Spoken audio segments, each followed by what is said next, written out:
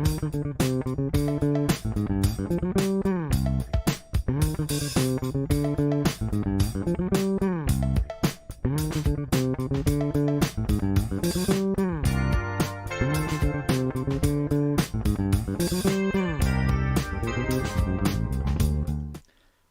everyone! For the ones of you who don't know me yet, my name is Zucconi. I'm a lecturer in artificial intelligence and a science communicator. And if this is the first time you're watching, welcome to Gamedev Graveyard.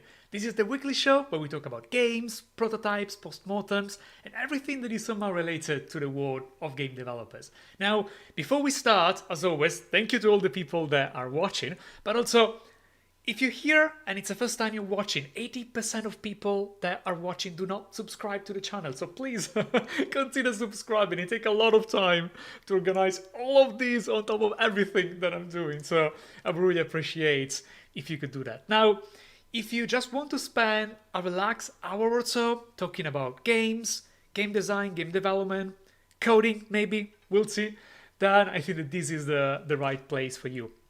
Hopefully there are not going to be any complicated subjects tonight, so it's probably going to be just a relaxed chat about games, and we are going to talk a lot about games. Now, I know that there's a lot of people already waiting, so probably you know already who is the guest tonight. He's Juju Adams. He's one of those mythical GameMaker devs that specializes on porting services. And those are two things that I'm quite interested to talk about, because are two things I hate. So we'll see. We'll see why Juju loves them so much. He has also been a developer on several very successful games, including Hyperlight Drifter, the Swords of Ditto, Shovel Knight Pocket Dungeon, and a few more. I have a lot of videos tonight, or today, depending on what you're watching. Juju also used to run the unofficial GameMaker meetup and a Discord server with several thousand developers. So maybe some of you come from that very server. If that's the case, thank you so much. I hope you will enjoy if this is the first time you're watching. And Juju also has a rather unusual and interesting career history. So maybe there will be a time to ask him a few questions about that. Now, with that being said, let me introduce you to Juju. Hi, how are you doing? Hey Alan, hey everyone at home, how's it going? Very well, and I can see there's a lot of people waiting for you tonight. So, That's very nice. Do you want to introduce yourself? Yeah, hi. For people who don't know me, my name is Juju Adams. I'm a technical consultant who specializes in GameMaker, providing technical services to people releasing commercial games, mostly. And on the side, I also do a bunch of open source libraries as well, to help newer people get to the point where they are releasing commercial games using GameMaker. Oh, that sounds very professional. So if people want to hire him... I practice in the mirror, but I didn't. So we already have a question that I think it's good to set a tone for the live stream. And Kotob, it seems spelled in Russian, so maybe I didn't pronounce it right. Sorry about that. Says, why Juju likes pugs and not any other dog breeds? First of all, is it that true? And if it's true, why? This is a really interesting history. I don't think I've ever gone on the record talking about this. I like pugs because one of my friends at a sleepover I went to when I was very young, I must have been at university, I was 18 or 19 or 20. I snore. I'm so bad for snoring. I snore so loudly. When I woke up in the morning, she said to me, Julian, you snore so loudly, you're like a pug.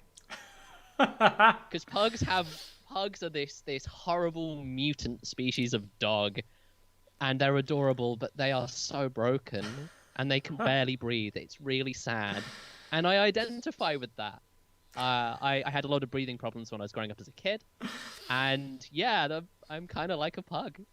That's why. If pugs were healthier, I wouldn't be a pug, which is kind of sad when you think about it. Well, you wouldn't be a programmer, I guess. Well, yeah, maybe I'd be a long-distance runner or something if I had better breathing. I don't know. But we can dream. Hopefully we can dream. Yeah, but having terrible hay fever, I feel. Me too, Alan. Wow, we have so much in common. So I think some of the best programmers I know, they have terrible hay fever. So the question is it cause or effect? Wow. You don't go yeah. out and so you spend all your time programming and you become good at that, or you stay too much inside and then you don't get exposed to pollen and you get oversensitivity. Who knows? I think the true reason is that by sneezing really hard, it gives us really good ideas. Oh god, That's what I'm going to put it down. I should stop taking fexofenadine now. Like, I should stop immediately, probably. I should start taking it. This year hasn't been too bad because I don't think anyone's been outside. But most years it is awful. Anyway, sorry, we came here to talk about game dev rather than my history. My medical history. So, yeah, as you can see, I'm easily distracted. Juju probably is easily distracted as well. Our combination is explosive. Yeah. So, if you don't know it, feel free to leave a message in the chat, and I will read it to Juju. And if there's any question, we will talk about it. Hopefully, we can answer it. So let's try to get this started. So, on the cover, we have the Swords of Ditto. So, do you want to talk a bit about the game while we see a trailer of the game? See a trailer. Oh wow, very exciting. So Swords of Ditto is a procedurally generated, top-down game that kind of rips off in the nicest possible way. It borrows a lot from A Link to the Past. And it's a game made by a team larger than just me. I was just one part of it. It was headed up by a man called Jonathan Biddle, I think his name is. Yeah, I know him as Bids. And he's been a GameMaker developer for many, many years. He did Stealth Bastard and Stealth Inc. He worked at Curve Studios until Curve Studios folded. Very talented guy. And Swords of Ditto is this procedurally generated game that's a roguelike with more of a story, with more of an epic feel to it. The gameplay loop is a little longer, a little more accessible. As you can probably tell by the style of the graphics, it's very colorful, very friendly. We spent a lot of time making it really pop and bringing out the best in the graphics and all the art assets that are put together. In fact, we had 3 artists working on it. I think at one point even 4. And the whole thing is incredible. It's this amazing combination of a very tight gameplay, incredible audio design, beautiful graphics, and this really interesting and really complex system of procedural generation. As you play the game, if you succeed, then the world gets lighter. If you fail, then the world gets darker. And you're constantly feeling like you're fighting against the worst possible timelines, right? It feels kind of multiversy. And in fact, the storyline written by Ed Fear, who worked on Murder by Numbers by Mediatonic, it's a story that really plays into the idea of multiverses and missed potential. It's a really quite an incredible game, and I think it really resonated with people actually. And you mentioned the having 3, maybe 4 artists at the same time on the game, and I think that just looking at the trailer, you can sort of see that, because half the trailer is basically like a cartoon. It's basically a show that you can watch. So I think it really shows how much love was channeled. Yeah. So what ended up happening was the trailer was made by a trailer house. We didn't make that ourselves. Devolver Digital paid for it. I can't remember who the trailer house is. I'm so sorry to the people who made the trailer. They did a fantastic job. But I think the reason why the trailer is so eye-catching and so wonderful is because the art direction is that strong. In fact, the art direction was done by Jamie Turner, who is probably better known as the art director for a lot of the Pokemon games. So he was the second in the credits after the guy invented Pokemon on Pokemon Sword and Shield. Nice. So he did all of the art design for it. He then left to do like Pokemon. So he had a lot on his plate, but he did the original art design. And the other artists gave it their own spin, especially the animator, Alex Berry, I think. They did a fantastic job. It's really quite special. I think that the art is my favorite thing about that game, and I worked on it. It's not even my own code was really that special. The art really makes that game. It's really special. So we have already a few questions, and some people apparently are Sure. really praising you a lot. We have Nico that's nice. 15037 says the legend himself on stream. I hope you're talking about me. But Oh, Alan.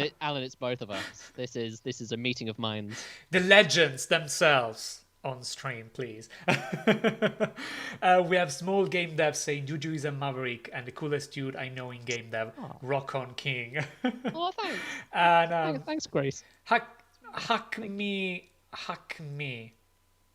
I'm sure I mispronounce it, but saying Juju kind of a legend, just kind of. So Thank just you. kind of. It's very nice to. I haven't heard from Hackman. Oh, so I did pronounce nice. it almost well. I think that's right. Anyway. And we have a lot of other people saying hello, like Andy Song, Wuzzle, Punked, Rodrigo Gomez, Evolio, Fun Gaming Facts, Engage, VR, YouTube channel, Saham, pronouncing name is my undoing.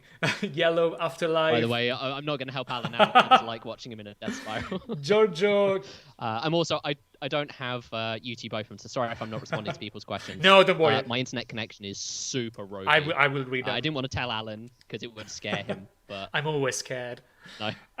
Also, Giorgio Kilronomos, Salman, George, yeah. Boone, and Chromatoid. I hope I mentioned Xodev. Yeah, I think I'm mentioning all of that. Sorry if I skipped any of you. So, one of the questions that I think could be quite interesting to start talking about the Swords of Ditto is from Reese Geoffroy. So many names! Saying, was Juju involved in the development of these games or just porting them? Sorry, new here. Great question. Great question. So it changes from game to game. This is why I describe myself generally as a technical consultant, although a lot of the work that I do is porting.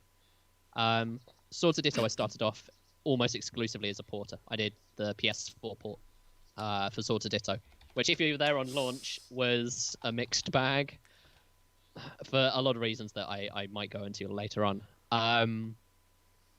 After we released that on PC and Mac and Linux, I think, as well, and PS4, Devolver, my contract with Devolver, so I actually had a contract with Devolver there, where they employed me to do the porting for bids. In reality, I actually worked very closely with bids every day, and I was basically getting paid by Devolver. So the nuances of the contractual agreement we'll leave out of this discussion. But after my contract ended, me and bids really enjoyed working with each other. I have endless respect for bids, both as a programmer, as a producer, almost as a creative lead, and just as a human being. I have a lot of respect for him. And so when he asked me to continue working on Swords of Ditto at the same rate that Devolver were paying me to do the Switch port and also provide programming backup for the DLC, the free DLC, the expansion, really called Mormo's Curse, I just leapt at the chance. I saw no reason to turn it down.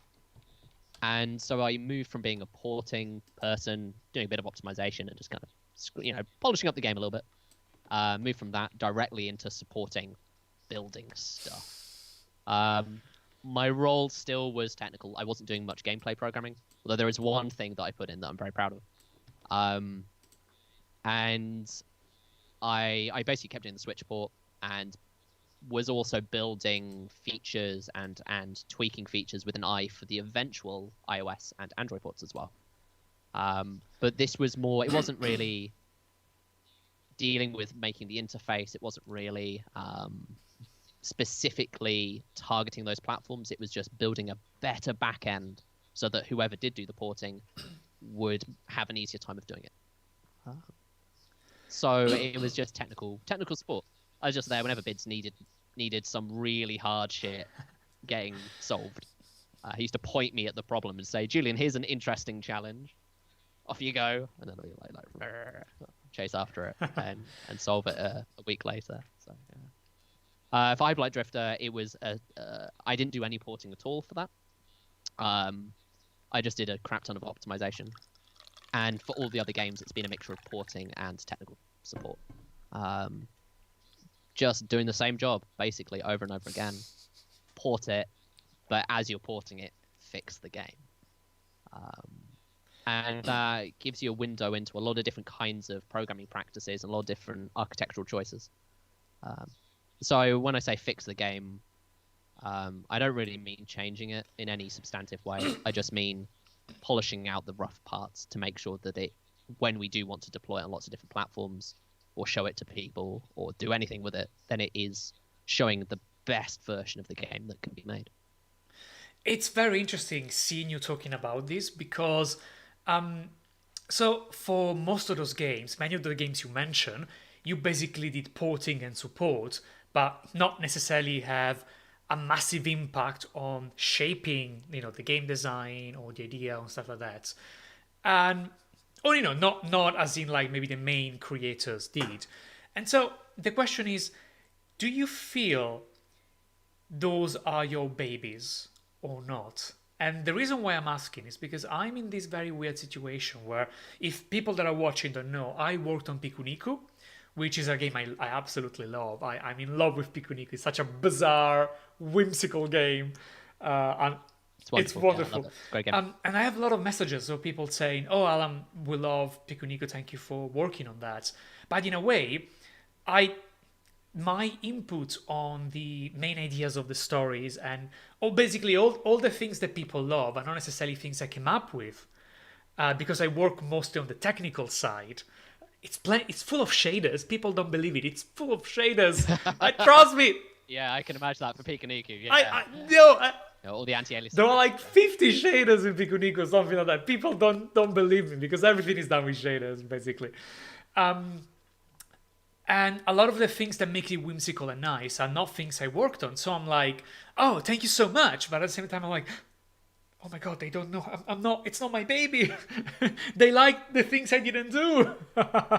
So how do you feel about those things? So this is a really, really interesting question. And I think if you asked me 6 months ago, 2 years ago, I'd give you a different answer. But this is my answer today. It's the best answer that I can give you. I still feel like they are my babies. Whenever someone compliments that game, I take that to heart, because everybody on a team has a part to play in it. They really do. Everybody from the producer, the QA testers, me just working away in the back office, never seeing daylight. Everybody has a part to play.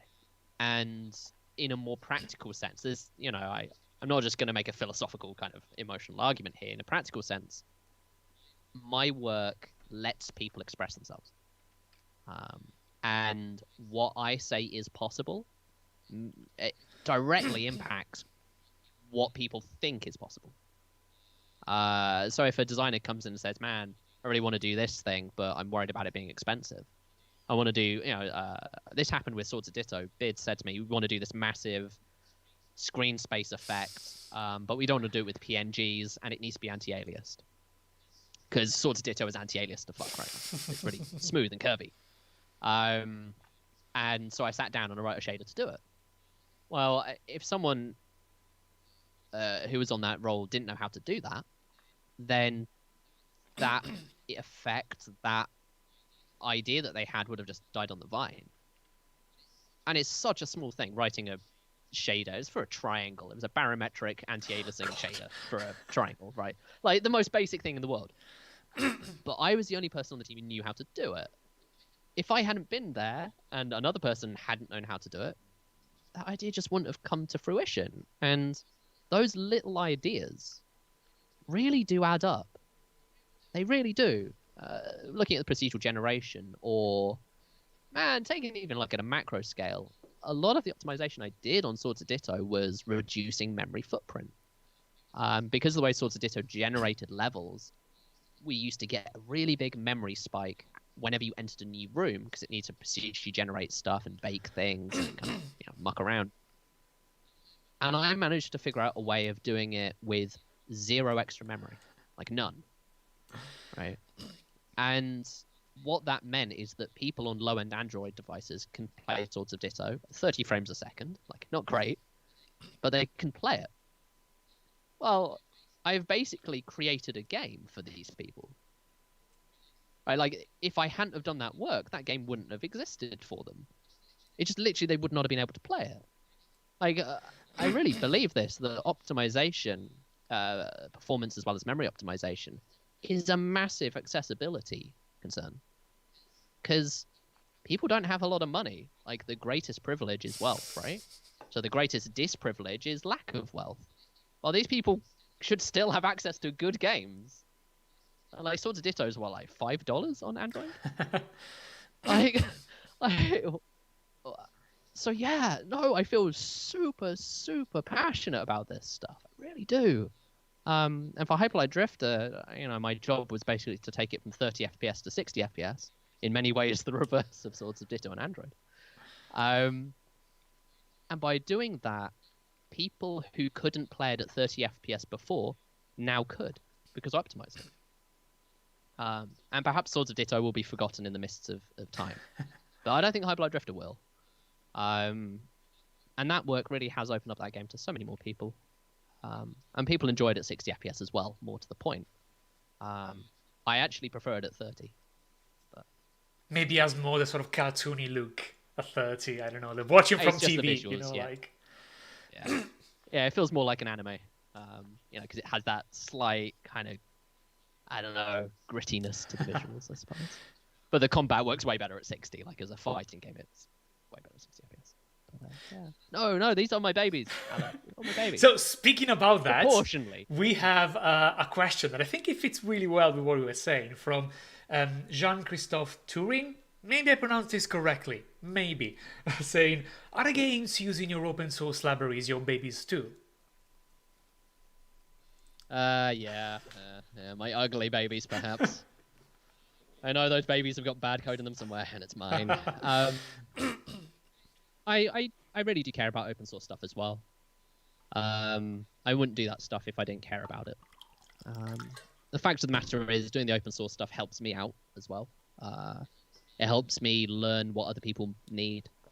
It practices my soft skills, I suppose, in a way.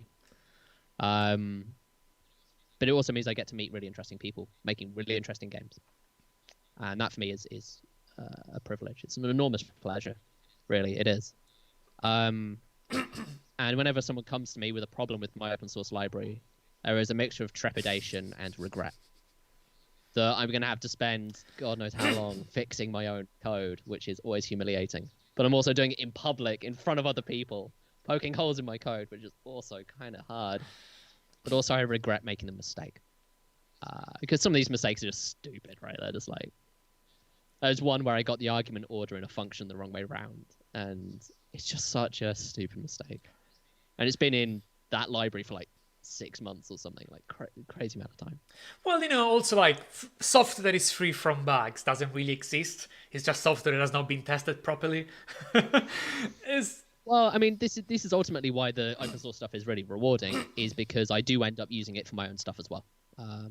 So when I need, like, I need a really robust text rendering library, for example, or a really robust input system or anything, like I just can go, I can grab this off the shelf, and I know that it's been tested. I've used it in commercial projects. Other people have used it in commercial projects. Other people have used it in game jams and have come to me with, like, this feature would be really useful. Can you make it for me today?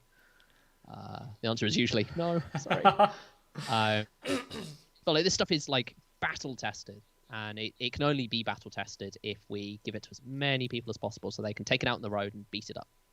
Yeah, that makes sense. So we have a question from Gen2 Games. Maybe it is I pronounced it correctly. Cool. Imagine if I didn't. Even that one. Hello, Gen2 Games. So, question. Is Swords of Ditto still the largest GameMaker game in terms of resource assets, or did Forage overtake it? Forager didn't take it. Sorry, Forager. I don't know about in terms of lines of code, actually. That I don't know.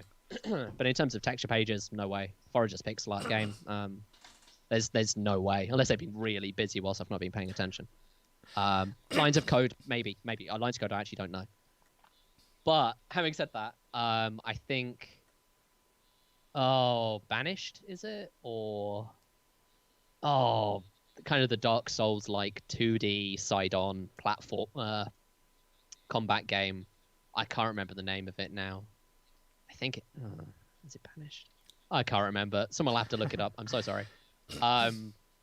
Pretty quickly after Swords of Ditto was released, I had a chat to one of them informally, and they're like, "Oh yeah, no, we've got 3 million whatever." I'm like, all right, fine. So Swords of Ditto is no longer the biggest GameMaker game. In terms of lines of code, I actually don't know. In terms of assets, So unfortunately, we have a message from Yellow Afterlife saying Forager is relatively compact in terms of resources, about 1,500 sprites, most of which are small, similar to Nuclear Throne. Okay, yeah. So there's no way they're gonna. But like, that's not the point. Like, this isn't the point, right? So I remember a while ago saying, like Swords of Ditto has this many resources, and I think that's pinned on the our GameMaker somewhere. Our GameMaker server somewhere. I can quickly check how many sprites we have actually, because I've got the secrets here. Secrets, yeah. Here's some secrets. Alan was asking me, you know what? Forager has more sprites. Killer. We want numbers. We want numbers. Yeah, wow. Okay, well, hats off to Hopfrog and the artist whose name I've forgotten. I can't remember. Gessiter? Can't remember now. So Swords of Ditto has 14,472 sprites. That's still a lot of sprites. Still a lot of sprites. But the point, right? The point I was making whenever I talk about Swords of Ditto's texture page usage is that these are high resolution. Right? This isn't pixel art. This is authored for 1080p. In fact, the game looks really good at 1440p as well. 4K we didn't quite get to. 4K it just scales up. But 1080p, everything's like these sprites are like routinely 300 by 300. With multiple frames of animation each, like 10, 12 frames animation each. At 2K texture pages, so that is a texture page that measures. Actually, do you want me to go into some technical description of texture pages? Sorry, I realize I'm assuming how people. Well, I'm sure people will be happy to hear something. Okay, yeah, sure. So the way most game engines, 2D game engines work, including GameMaker and a bunch of other things, as well as Unity and presumably Unreal, is that they do a thing called texture atlasing. So if you have a sprite with 3 frames, what the game engine does is it tries to put those 3 frames of animation on the same texture page, or texture atlas. The reason why we do this is a graphics chip, a GPU, a graphics card, whatever you want to call it, likes to have the minimum number of texture swaps in any given moment. And so what this means is if you've got an animation, one frame you can show a sprite from that animation from one texture page, and then the next frame you show it from the same texture page, and the next frame you show it from the same texture page because it's all compressed down. Now, obviously, there's a lot more stuff that gets drawn from frame to frame to frame to frame. So if you put everything you can on one texture page, that means you're never having to swap textures, never having to look at another texture to draw the graphics. Obviously, it gets a bit more complicated than that, but that's the basic idea. So the idea is to have as few texture pages as possible. Texture pages are limited in their size. So, like back in the day, you used to have 1K texture pages, where your texture was a maximum of 1024 pixels by 1024 pixels. If this sounds like not a lot, you are correct. That is not a lot of texture space. In fact, what you call a 1K texture page, wouldn't even cover a 1080p screen. In fact, I don't think it even covers a 1366 by 768 pixel display, does it? We need to run the math. I can't do the math in my head. I think it's close. But anyway, so nowadays we generally use 2K and above. For Swords of Ditto, we use 2K texture pages for some complicated reasons that I can go into if someone would like to know. But we use 2K texture pages, which means we can only pack 2K by 2K worth of texture memory onto the same texture page. For Swords of Ditto, because the sprites were so big, we had 450 texture pages. 450 texture pages. I think if you work it out uncompressed, there's like 2 and a bit gigabytes. Nice. Just of images, right? Uncompressed. This represents a challenge. Let's go with that. Let's call it a challenge. Yeah. That's a lot of memory, even for Unity. Even for Unity, that's a lot of space. My job for the first few months of Swords of Ditto was making a save system that works on PS4. We've all been there. And making sure we've all been there. Yep. Yep. And the other part of my job was to stop the game from hard crashing. Just like it would just seize up because we run out of texture memory. Like it would just stop on a PS4. And also there was another problem as well, on a PS4. And we also had some problems with procedural generation as well, but that's a little bit different. In fact, we were still having problems with that texture memory stuff after release, and I eventually cracked it. Due to a thing called memory fragmentation. And I won't go into that right now, but is as scary as it sounds. There was this famous game, and I've forgotten the name of it, and they had to constantly create smaller and smaller texture pages. They had to minimize their graphics as much as possible as a AAA game dealing with memory fragmentation. I can't remember which one it was now. And I dealt with exactly the same problems in GameMaker. And GameMaker doesn't give you very low-level access to a lot of this stuff. And so I wrote, which is still the property of 1-Bit Beyond Limited, I wrote a texture page analyzer that allowed us to detect what exactly was in memory. And then I wrote a system which then... This was later on. This is about 9 months later. I then wrote a system which looked at the procedural generation, looked at the statistics, figured out what was most likely to need to be loaded, and loaded it before the procedural generation. Nice. And the reason why you do that is because procedural generation dumps a load of data into memory, and the data looks like a sponge. Right? So you've got little pockets of data, right? You know, this mess. And as soon as you want to come along and allocate, a 2K texture page or multiple 2K texture pages, you can't fit it into any of the holes. You can't fit it inside your sponge. And so I wrote a system that de-sponges the procedural. It's a defrag. It's a texture map It's a defragger. Yeah, I wrote an AI predictive defragmentation tool for GameDev. The things you do, on an afternoon. As you do. So I don't know if this is connected to a question that GameMaker Station Matharu is asking. What kind of new challenges did you face when working on Sword of Ditto? Did you that you have never or rarely faced before? Is this one of them? Yeah. The predictive tool that loads and texture pages, that took a while. That took more than one afternoon.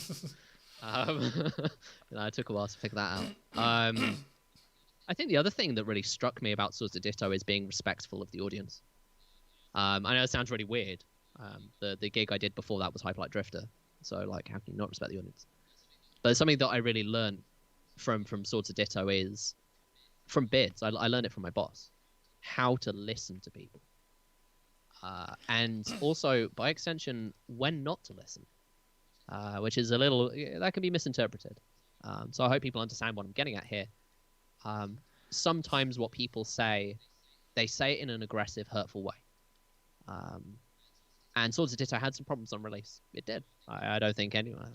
Bids would be the first to admit that as well. But what Bids did is he didn't give up. He didn't get upset. What he did is he turned that energy into making a better game. And so we put out a release pretty shortly afterwards in the summer of 2017, I think it was. Yeah, 2017. That addressed a lot of these player concerns. And it totally changed the game. Like, the framing of the game was totally changed. And another thing that I spent a lot of time working on was the save system, right? We had problems with the save system. Everybody has problem with the saving system. Yeah. Yeah. So, which I feel even now I almost quit. It was that distressing to me.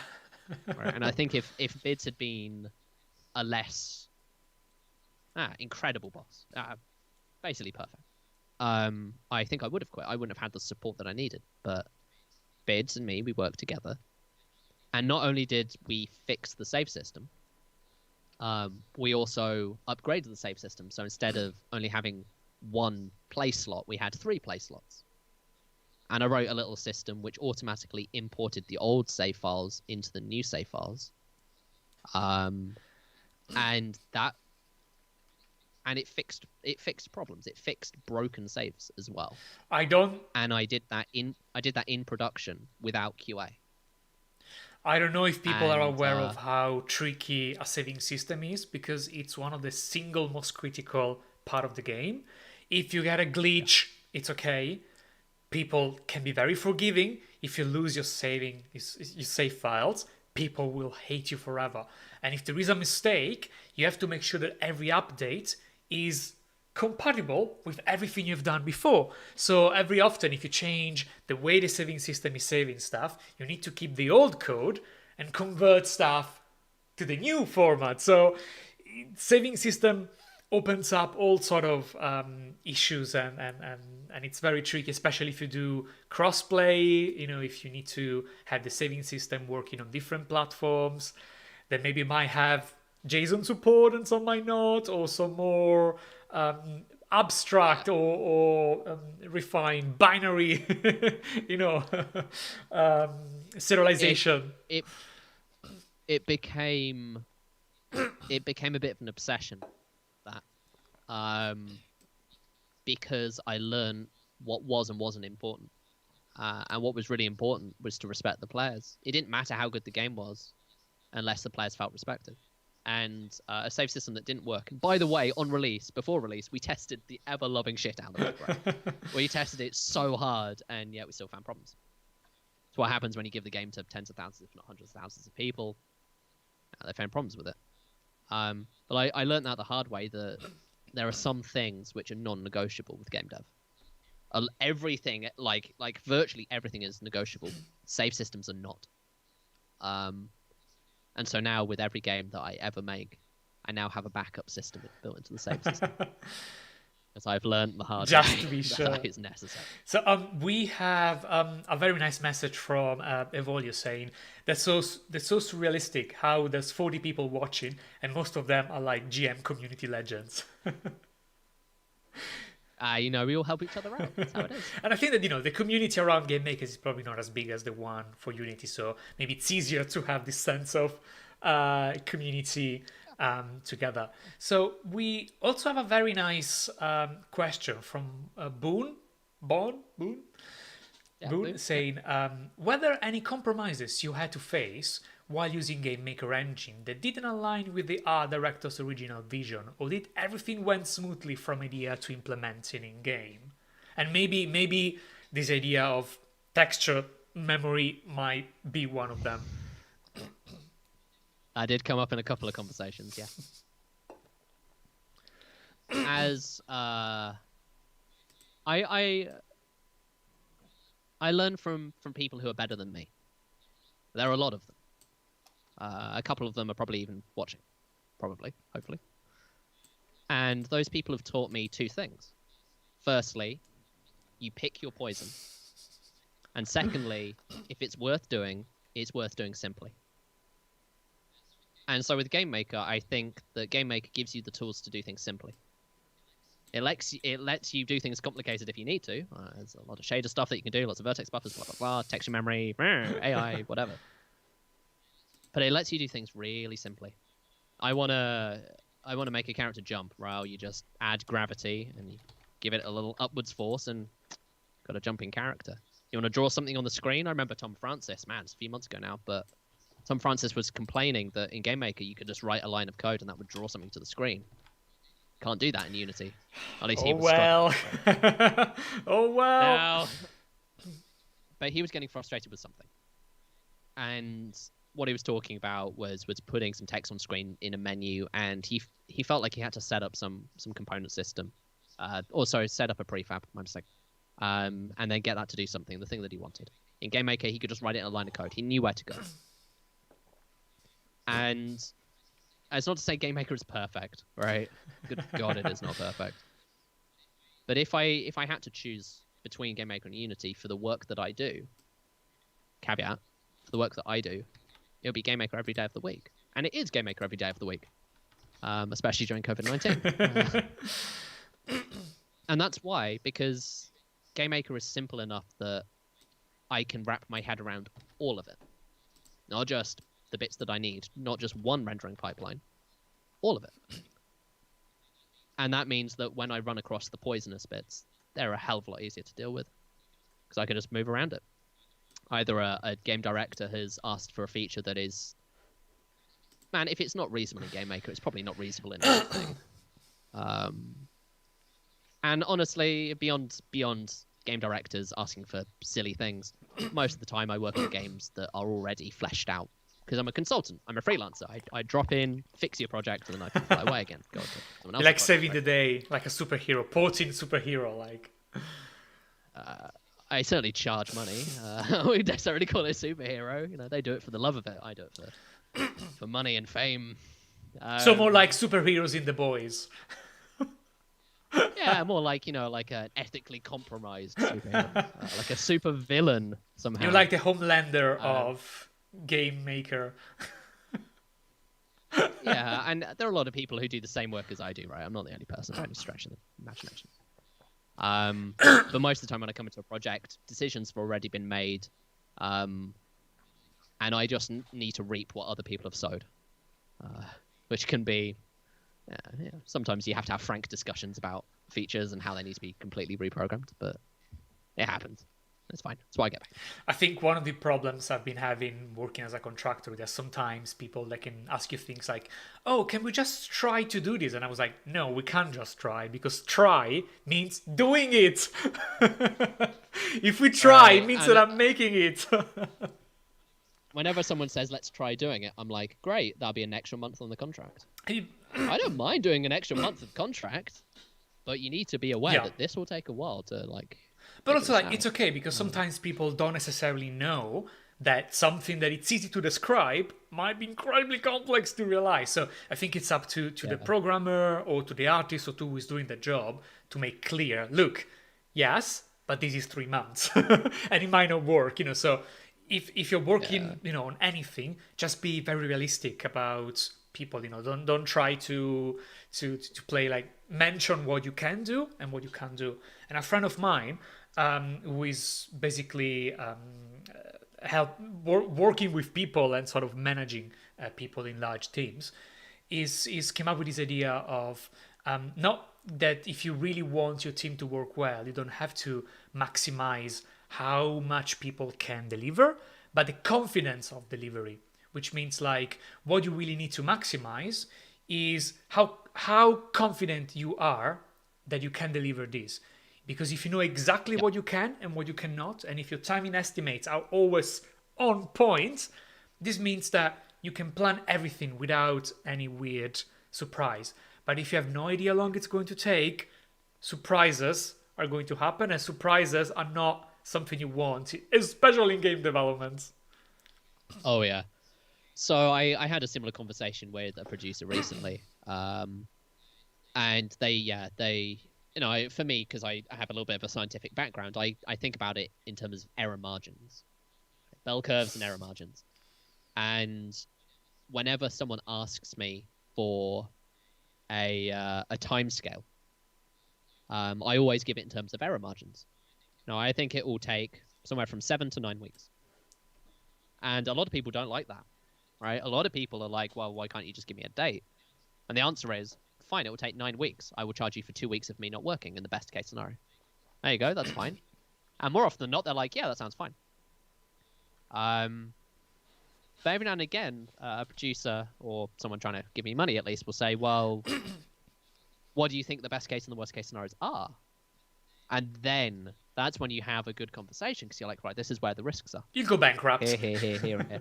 Worst case, you right? go bankrupt. And when you start, yeah, like genuinely, like the worst case scenario, it is, for a port, for a Switch port.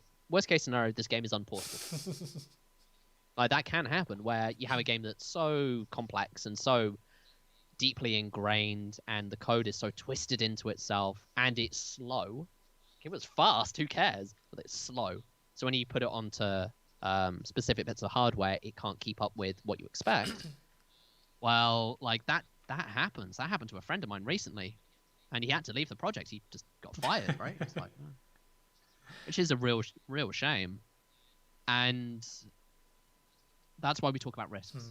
Right? That's why we talk about risks, because that means that a producer can say to themselves, they can lean back in their chair and say, well, maybe we shouldn't release this quarter then. Maybe we should release next quarter. And when they start having that conversation with themselves, that gives you so much breathing room.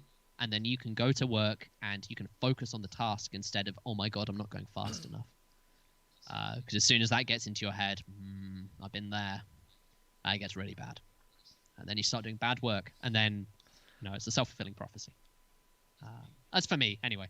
And maybe other people can swagger in like John Wayne and be like, yeah, 7 weeks, it'll be fine. And, so we have a lot of questions in the chat, and don't worry, I'm getting through all of them if I can.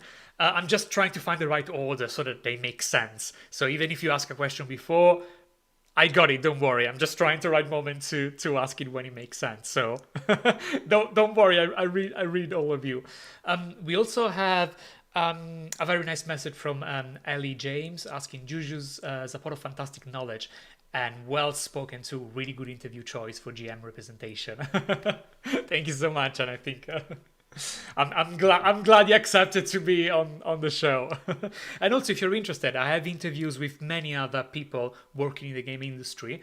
It's called Gamedev Graveyard because we all have our project that died, and it's a lot of postmortems. So feel free to look for other stuff. Usually, I focus on Unity because I'm a Unity developer myself, but there's also a lot of stuff that you might be interested for other games. So feel free to have a look. So we have a question from Mash Arcade. How do you and Vadim decide which one of you are going to work on what GameMaker game between the two of you?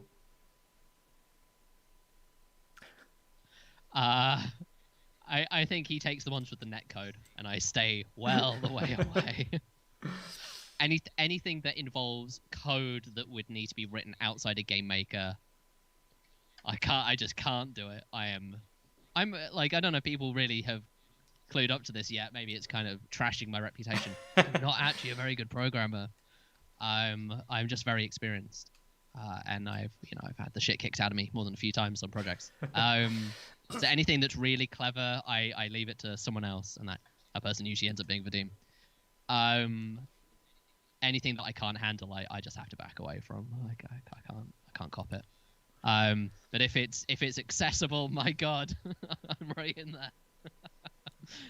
Yeah, that's roughly how I feel about it, and I feel like there are many people who could do what I do, to be honest. Whatever reason, it hasn't worked out for them, and I want to get more people into doing commercial GameMaker work because honestly, I get more job offers than I can handle. They're like good jobs as well. It's not like an arrogant thing. Like, look at me. It's like there is work out there. There is actually quite a lot of GameMaker work out there, but visibility in through the community is a problem. I don't really know how to solve it. If I knew how to do it, I'd already be doing it. I haven't come up with any bright ideas for that one yet. So we have an interesting question from Dungeon Seeker. Is Unity objectively better for non-beginners than GameMaker? Since I learned C# and gave Unity a shot, it feels much better for large projects. Really help GameMaker, but still... So what do you think? And I think that this is a very dangerous territory, especially having Unity versus GameMaker people. So there are lots of different schools of thought on this. I think you and I, Alan, have heard probably every iteration of this. So what can I add to this conversation? I think the way that I look at it is, what skills do you want to build up? you want to get really good at using Unity, go use Unity. There's plenty of work out there for fine Unity developers, good Unity developers. It's a platform for a lot of education. In fact, probably the most of game dev education these days, I would presume. But if you want to get really good at thinking about games in a flatter way, you don't want to think about tech stacks, right? You don't want to think about layers and layers of technologies, and you don't want to think about using other people's marketplace assets, right? You kind of want to DIY it. And I think GameMaker is a really good introduction to that, because there is a lot of cool stuff in GameMaker, and GameMaker doesn't really show you how to do a lot of that, which makes it kind of off-putting, right? That might sound off-putting. But there is a thrilling sense of discovery as you break through it. And I think from a lot of Unity developers that I've talked to, their solution to a lot of these problems of like, I want to achieve this, that, and the other is, well, go get a marketplace asset. It's too easy. And I think as a learning tool in that regard, I think it has some weaknesses. It's a victim of its own success. And as I said earlier, people might not have been here for when I was talking about it earlier, but GameMaker is very, very, very simple. The simple stuff is there. Collisions, it's just one line of code. There you go, that detects if there's a collision. And it's automatically accelerated in the back end through a thing called an R tree, which is like a quad tree. It's just a very clever way of segmenting space so that collisions are faster. GameMaker does that all for you. Or you could make your own quad tree. Like, why would you want to do that? Well, there are some things in GameMaker that are faster if you don't use the inbuilt stuff. You can just go use your own other thing. Doing that in Unity is kind of a pain in the ass. Like, building like quad trees and stuff, that's tricky. It's 3-dimensional, and even in 2D, you kind of still need to... Yeah, right. It's a knock tree, right? Yeah, it's 4 times worse. Well, 2 times worse, I guess. I don't do maths. I'm a programmer. And it's like, I want to achieve this thing, and people will tell you like a way to get there, but they won't just give you an asset. And I had this feeling, man, I haven't thought about this for a few days. I had this feeling over the weekend where I actually discovered something new in GameMaker. I haven't had that feeling for a few years. And I had this wonderful feeling, and it reminded me of when I was a little kid, when I first worked out how to draw textured primitives. Right? You can define primitives in GameMaker. The GameMaker's primitive system hasn't changed in a while. And I figured out how to make Soldat, which is an old school game. In fact, they're releasing a sequel, aren't they? Really soon. Soldat 2, which I might pick up, actually. It might already be released. Not sure. And I figured out how to make Soldat in GameMaker. And that blew my mind. Like, there's this game that I spent hours of, weeks of my life playing as a 15, 16-year-old kid. And I worked out how to make it. And I had that recently with anti-aliased lines. Not very sexy, I know. But I finally figured out how to do it in a way that made sense to me. And I learned something new because I had to make it. There isn't a library out there, as far as I'm aware. Like, not a really nice library for anti-aliased lines. And I don't think people would necessarily get that in Unity, because they can just jump to the answer. They can look at the back of the book where all the answers to the questions are.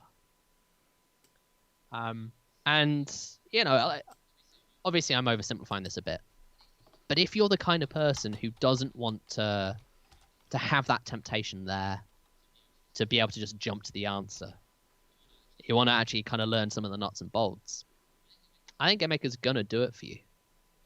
There are other engines as well, obviously. You could go write your own engine in JavaScript or something, do a web game. You could do Pico 8, maybe. Oh, Pico 8. But that's what thrills...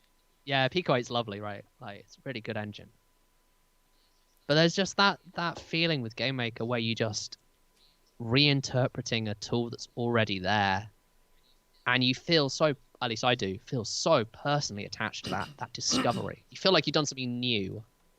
Of course you haven't. Of course not. Someone's done something before, obviously.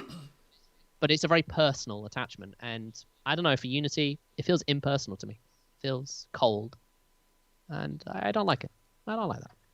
So it's a very interesting discussion, and personally, but this is my personal view. I'm a Unity fanboy. Well, I mean, it's more like a love-hate relationship, one of those toxic relationship where you're sort of codependent with each other, Yeah.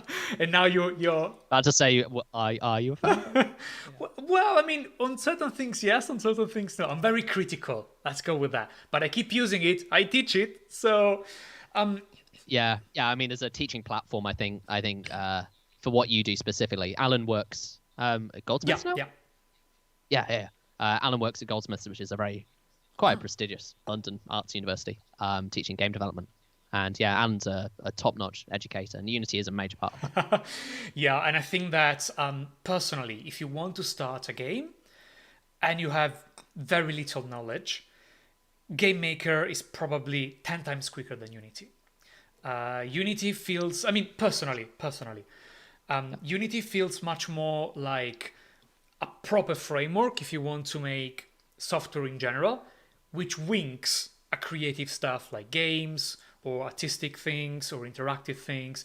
That's more or less what apps, that kind of stuff. But one of the reasons why I like Unity is because it uses C#, solid C#. And so what I say to my students is that, well, if you fail in games, you can use C# and get a job and get paid a lot of money for doing proper C# in finance over speculation of bread, and something like that. You think crunch is bad in game dev? Wait until you go into Oh fintech. god, Whoa. oh god. Scary. While GameMaker is a much more, well, it's in the title, right? It's in the name of the software. It's specifically designed for games, so he has a lot of stuff that is very game oriented. Also, maybe because GameMaker has a much smaller development team. How many is like 5 people or something like that? It's tiny. They punch above their Unity is weight. massive.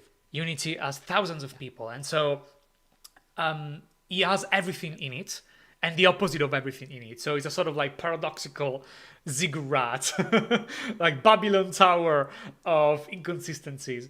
And this creates a lot of issues because on one side, if you want to do something, usually you have 15 ways of doing it, but this creates a lot of incompatibilities with different technologies. So you need to be experienced to know the right way to do stuff in Unity, because as you said, it's almost impossible to change one specific aspect. Do you want to replace the way it does collisions? No. You have to get rid of everything related to physics and collisions because they couple together. So, it's tricky. It is very tricky. That's a really interesting point, actually, Alan. I hadn't considered that before. Apart from a few things in GameMaker, like the systems, the actual APIs that you have access to, with a couple of exceptions, they're totally decoupled from each other. I've never actually thought about that. Like if you want to do physics, or you want to write your own collision system, or you want to have a completely grid-based game where it's all abstractly, you don't really have collisions, you just do checks against a 2D array. All of that stuff is like totally separate systems. You can just choose what you want. You can mix them together really easily if you really wanted to. I haven't really thought about that before. I mean, some stuff requires you to use the object system.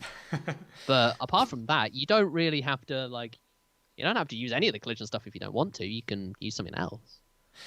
Yeah, that's really cool. I never thought about that before. We have a message from Ali James that I think they're mentioning an objective truth, saying if it's not a love-hate relationship with a program, can you even truly be good at it? I'm suspicious of anyone with unconditional love of a tool they use. Yeah. Yes, I think this is very true, because often I think it's a sort of Dunning-Kruger effect with love. Yeah. So if you love, there's no perfect tool, and probably if you have only good things to say about a tool, because I don't think the tool is perfect, it means that probably you haven't explored it deeply to find inconsistencies, or you haven't made enough things to find something that doesn't fit the way in which something is built. If you want to make a game that looks like a Unity game, Unity is perfect. It's the most ideal the most it's the Unity most Unity out engine there. to make Unity things. But if you want to make something that is slightly deviates from that, prepare yourself for trouble. You know? Yeah. This is I can't remember who said it now. Their first goal when learning a game engine is to make it not feel like the game engine. Yes. I Yeah. mentioned. And I Yeah, go on. there are, I think, some GameMaker games. I don't think many commercial games, but a lot of like jam games, they feel like GameMaker games. And I think most of the games that I've worked on don't feel like GameMaker games. So many. Can't really think of any. Yeah. Yeah, sorry. Many years ago, I worked on a game called Orbitalis, which I was really proud of because it came out of a game jam. It was a small thing. It was all about gravity. I loved the aesthetic. He had some brave choices that I regret now, but at the time, I think it worked for the resources he had. And the game, spoiler alert, was made in Flash. So it was all done in Flash. It had no images of any kind. It was all drawn. And some people told me, oh, this looks like a Unity game. And I thought, like, that's a very good compliment because usually when it doesn't feel like the engine, it means that you managed to give it a spice, a twist to make it look like something extra. And something I say to my students, if you watched the show before, it's an advice I keep giving to people. If you're making a Unity game at whatever level, even if it's a project that you're submitting for an exam like mine, and I see the basic Unity background color of the skybox of Unity, I'm sorry, you're failing. Because it takes 2 clicks to change that and to make it look like something done properly. Anything else? Yeah, exactly. So that's the first things you want to make. Make your game unrecognizable in the sense of people shouldn't need to know what it's made of. Otherwise, it's not unique. It means that it reminds of so many other games that are out there. And I don't think this is a good thing. I think this is a bad thing. Yeah, I totally agree with that. It's like the default GameMaker font, or back in the old school, the default GameMaker loading bar, which I'm sure a few people have an emotional attachment to. Yeah, just those little things. Also, just the way the physics feels as well. That's another big thing for me. You can always tell when it's a Unity game because the physics feels loose. Because Box 2D has the flavor Unity uses is a very specific. Very specific thing. And to GameMaker's credit, I think it's actually really easy to give it your own spin. Because like the Box 2D stuff in GameMaker is fine, but no one ever uses it. And when you actually do your own physics stuff, it's your own physics stuff, so it will feel very different. I think I had a little think in the back of my brain. The most GameMaker-y game that I think I've worked on is Disc Room. It feels like a GameMaker game, and I think it's magical. I love the way it feels. It feels so tight and just tight and really responsive. And just the basic gameplay of like you hit a disc, you die, that's it. It's like Catch the Clown. It's like that really. It's an old school GameMaker example. So maybe playing to my audience. GameMaker Station Matharu is quoting me. If you want to make a Unity game, use Unity. Alan 2020 for president. Perfect. Okay. Yeah, I guess. So what were we talking about? Swords of Ditto, I think, wasn't it? Yeah, I've actually switched the background just now, showing Hyperlight Drifter just so that people can see different games. Yeah, something else. Yeah. Some people were getting upset about the person playing the game. You know what's really cool about Hyperlight Drifter? Right, you know what's really cool about Hyperlight Drifter? I was talking to somebody about this earlier today. The way that it does its collision system is that its rooms are like 2K by 2K, making up a number there. I think it's about that size. And what they do is before you enter the room, like in the blackness in the transition, it draws all of the collision assets to a render target, to a surface, what we call a surface in GameMaker, or an image buffer, I suppose you could call it. And then what it does is it turns that image buffer into a collision mask. And then it gets rid of the original image buffer, right? So it just to recap, in the transition, draws all the collision objects onto a surface, onto an image buffer. turns the image buffer into a collision mask that then you can collide with, and then it dumps the image buffer, because obviously we don't need that anymore. It also does a similar thing for the floor as well. So whenever you see those beautiful curved floors, that's literally like someone has painted that onto an image, and then the image is turned directly into a collision mask. And they had a tool in their editor. I didn't make the editor for Hyperlight Drifter. I wish I did. It was incredibly clever. Where you could texture the floor and draw where you wanted the holes. And they had a series of little drawing tools. Some were square shaped, some were circular shaped. And you could draw lines and boxes and the other rest of it. And that is something I don't think you can do in any other engine, at least not natively. Right? Not natively. I mean, I'm sure there's loads of ways you could figure out how to do that. But because of that flexibility, I actually don't think Hyperlight Drifter in that form could really have been made in anything else. Not reasonably. And that's actually kind of incredible. I don't think about that much. But that's astonishing use of the technology. And it runs really fast. It runs at like, on an iPhone, right? iPhone 7, I guess. It runs at 120 FPS. Like, what the fuck? What the fuck? Like this thing, this hacked together project, which is using this kind of slow, pixel perfect, image perfect method, runs at 120 FPS on this something like the size of my palm. It's so cool. Hitman Silent Ass saying that's how Worms did terrain collisions. Precisely. Yeah, Worms did their terrain collisions. Yeah, they also did it as a turn-based game. And it's. I think the way Worms did is they actually split it up into segments, right? So that they had little segments, and I believe they also had the original Worms, and I think Worms 2 and Worms 3 as well. Worms Armageddon. I think they actually use the image itself as the collision. Worms Armageddon is objectively the best Worms ever made, and I'm sorry if you think otherwise. You're wrong. It's a mistake. I had a Worms 2 and a Worms Armageddon clan. I owned a clan.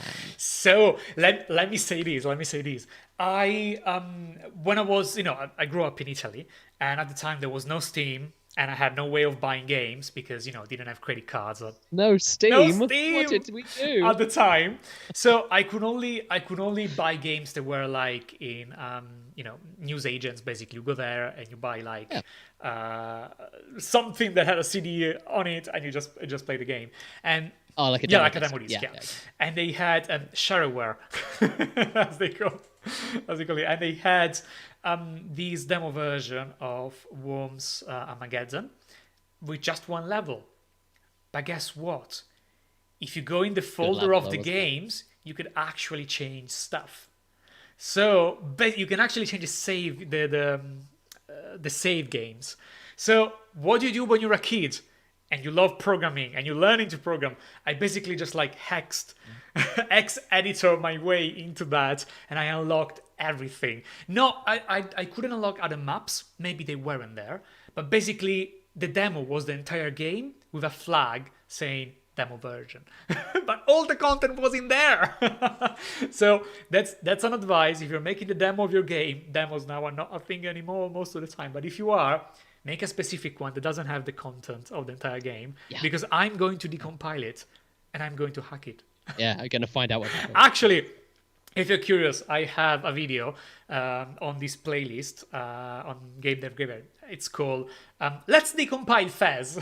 I actually watched that. Really nice. I watched it. It's really good. And it's one of my first videos, so the quality is not as good as this one, unfortunately, but I think it's interesting. And when I tweeted about it, Renaud Bedard, the programmer of Fez, replied with like, "Oh no, looking eyes emoji," and I was like, "Hi."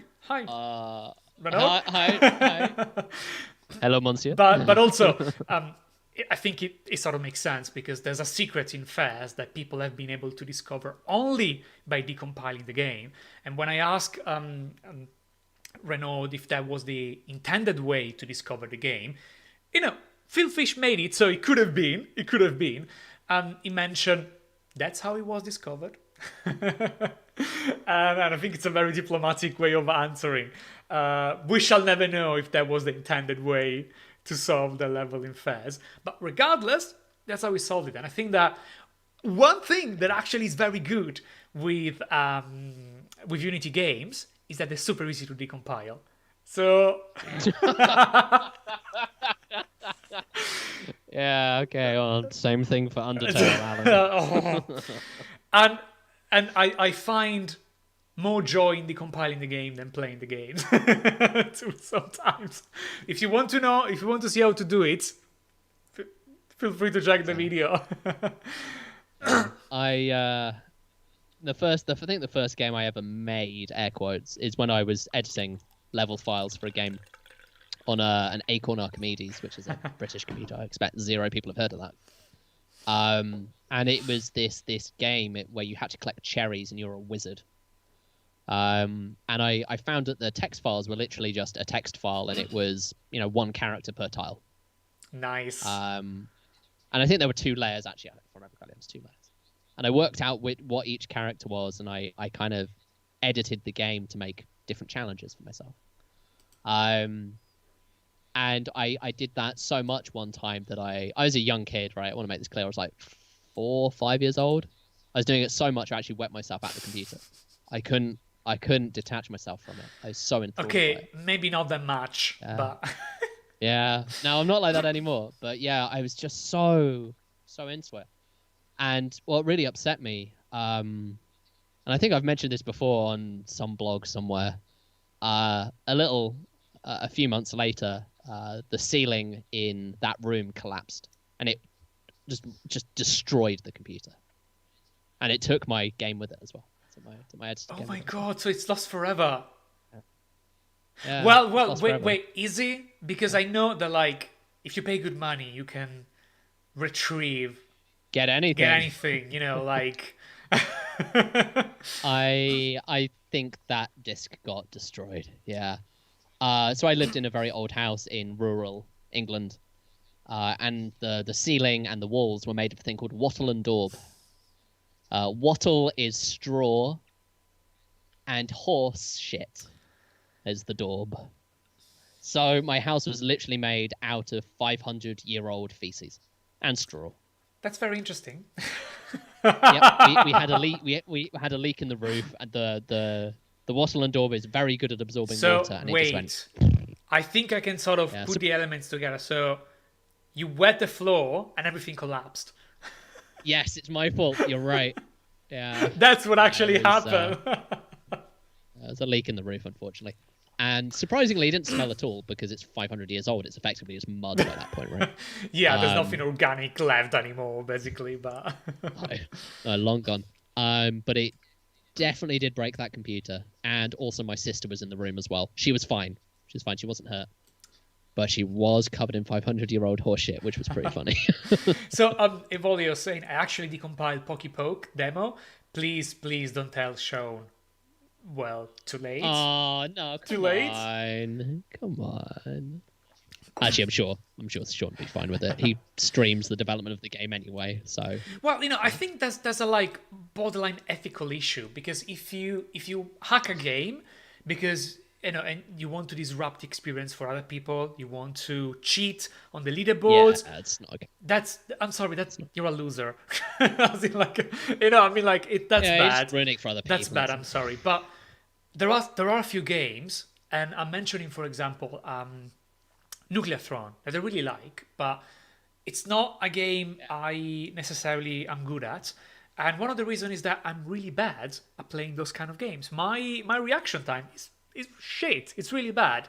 And the game doesn't have any assist mode. So it gets frustrating, not necessarily because of the difficulty, but because maybe I don't have the best coordination. And I know that for people that have accessibility issues, this is a big problem, because Nuclear Throne is not very accessible. It doesn't have an assist mode now, as Celeste does. And so it becomes this extra level of challenge that is not intended, but it comes at the expense of some players. Now, I'm not saying bad things about Flambeer and anything like that. It's just that this is an option that is not necessarily in the game, because they didn't want the game to have that sort of watered down experience in a way. But I hack my way into the game, very easily. I just make infinite lives, and yes, the game lost part of its appeal. But if you tweak just a tiny bit, maybe it becomes an experience that you can enjoy much more. At least for me, it was like that. And maybe it's an experience that for players that might have accessibility needs might be easier. So, and sometimes you just want to fly in a game. Sometimes you just want to hack a weapon and just, shoot infinitely many bullets. God mode. So it's always an option that I think it's an extra challenge that goes beyond the game. Yeah, I think that's a really salient point actually. Is the Hyperlight Drifter gameplay stuff still on the stream, by the way? Sorry? Is the Hyperlight Drifter... Yes, it's still on the game, yeah. Okay. So one of the things we did along with the 60 FPS conversion is that we added a newcomer mode. That's what we called it. And I was the guinea pig for the newcomer mode because I'm not very good at games. And the way Alex described it to me, they made a very small number of changes that I don't want to go into, and they don't want me to go into either because they wanted to keep it quiet, like which bits exactly they changed. But it made the game more forgiving, and it made the game easier. Right, still had to be good to finish the game to beat boss fights, but whenever you made a mistake, it wouldn't punish you anywhere near as hard. So you could make mistakes more easily, more frequently, and the game would let you do that. And I think that is a masterful way of approaching it. It's genuinely genius, the way of framing that, the way of thinking about it. You're not making it an easy mode. You're making it a mode that is more forgiving. And that also was something we looked at in Swords of Ditto as well. A short way before release, we didn't even have difficulties. There was no difficulty selection. And when we gave it to QA testers, normally QA testers do bug stuff, right? They find problems with my code and they shout at me and I shout at them back and then we fix the problem. But we also spent some time with QA testers as just, how do you like the game? And this doesn't happen this often, but it's important to go through that process. And the QA testers were entirely split on whether the game was too easy or too hard. They were like, well, I found it too easy because I could do this, this technique. And one of the other players said, well, I tried doing that technique, but I just could never quite get it to work, and so I really struggled. And Bids sat there for a few weeks actually thinking about it, kind of dealing with the feedback and talking to people about it and trying different things until he just went, you know what, let's just put in a difficulty selection. There isn't a solution for this that I can see. And so he put in a couple of difficulty selections, and that was the end of it. I think we launched with 2, and I think we added a 3rd one later, if I remember correctly. Correct me if I'm wrong there. I can't remember which way around it was. And it's also interesting that you bring up Nuclear Throne. I worked with JW earlier this year on Disc Room, which is yet to be released. And he was very aware of the need for accessibility options. I'm not sure what accessibility options are going to make it into the final release. It's been months since I've looked at the code. But there was definitely, that was a part of our discussions. Like how far do we want to go with accessibility? And then also my job was actually implementing those features. I think that's something that he learned from Nuclear Throne. Those features are important. And and making sure as many people as possible can enjoy the game. Because it's not about like showing off on leaderboards. It's about enjoyment at the end of the day. And the leaderboards help the enjoyment, right? People, generally speaking, don't play poker for, high roller, high stakes games, right? They play it and the money just makes it a little bit more fun. It gives them more of a stake in the game. And at the end of the day, if you spent £5 to have a nice game of poker with your friends, that's a cheap game of poker with your friends. And that's the way I look at leaderboards and the way I look at accessibility options. That the leaderboards make a game a little bit more fun, but a lot of people aren't interested in that. They actually just want to have fun with the game in itself. And that a leaderboard is always just a added extra. You need to respect the players with that, but you need to respect the players who don't want that as well. That's a big thing to think about. So we had a question from Wildan Frost. Wildan Frost? Who knows? Let me know if I pronounce it correctly. What should not be added in demo version of the game beside mechanics code? More than mechanics code, personally, I think it's content. Because usually if you need to change the script of your game, like the character controller, that's going to be a mess.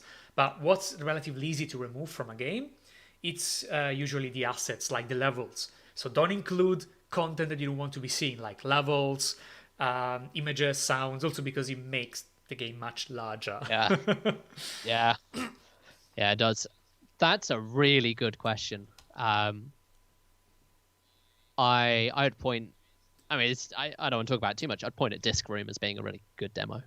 It shows you exactly what the game's about, but it doesn't show you too much. And it is, as you say, Alan, entirely a content thing. There is so much stuff that you're not seeing in the Disc Room demo. Loads of stuff that I've spent many hours of my life fixing. And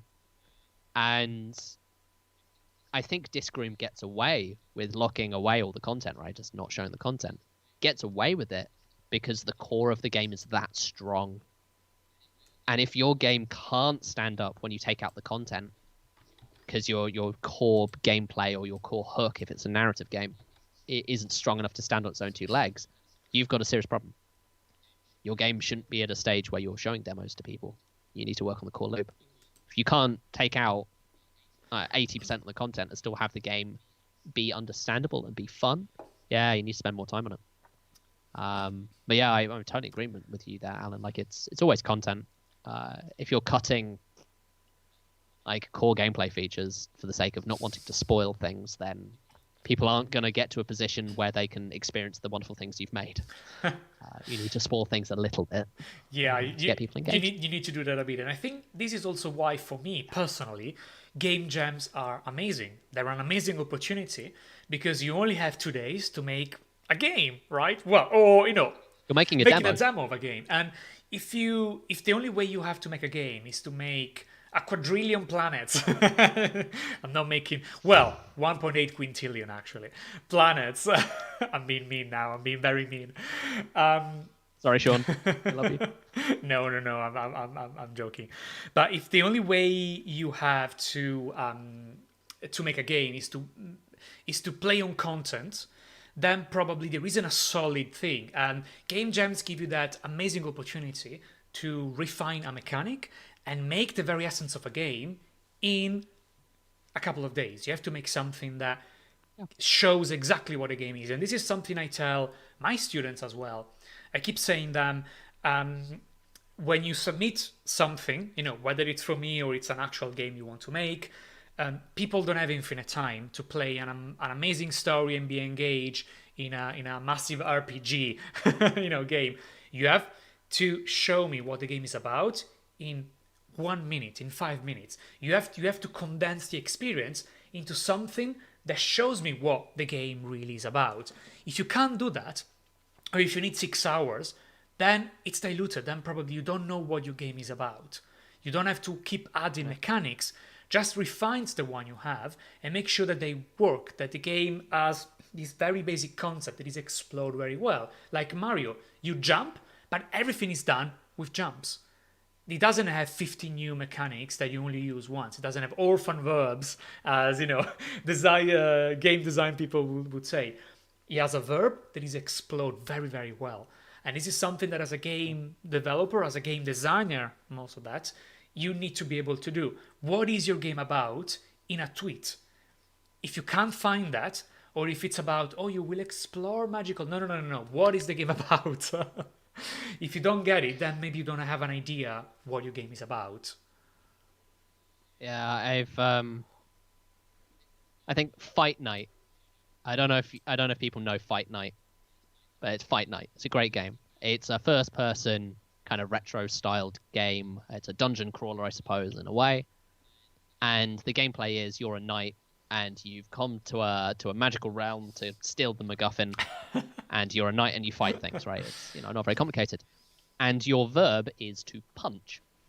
So how do you talk to people? You punch them. How do you buy things from a shop? You punch them.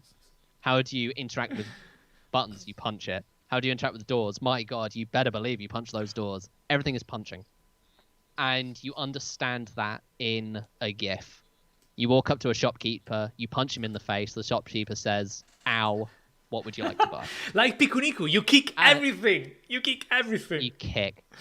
Right. So, I think I think games can be more than one verb, obviously.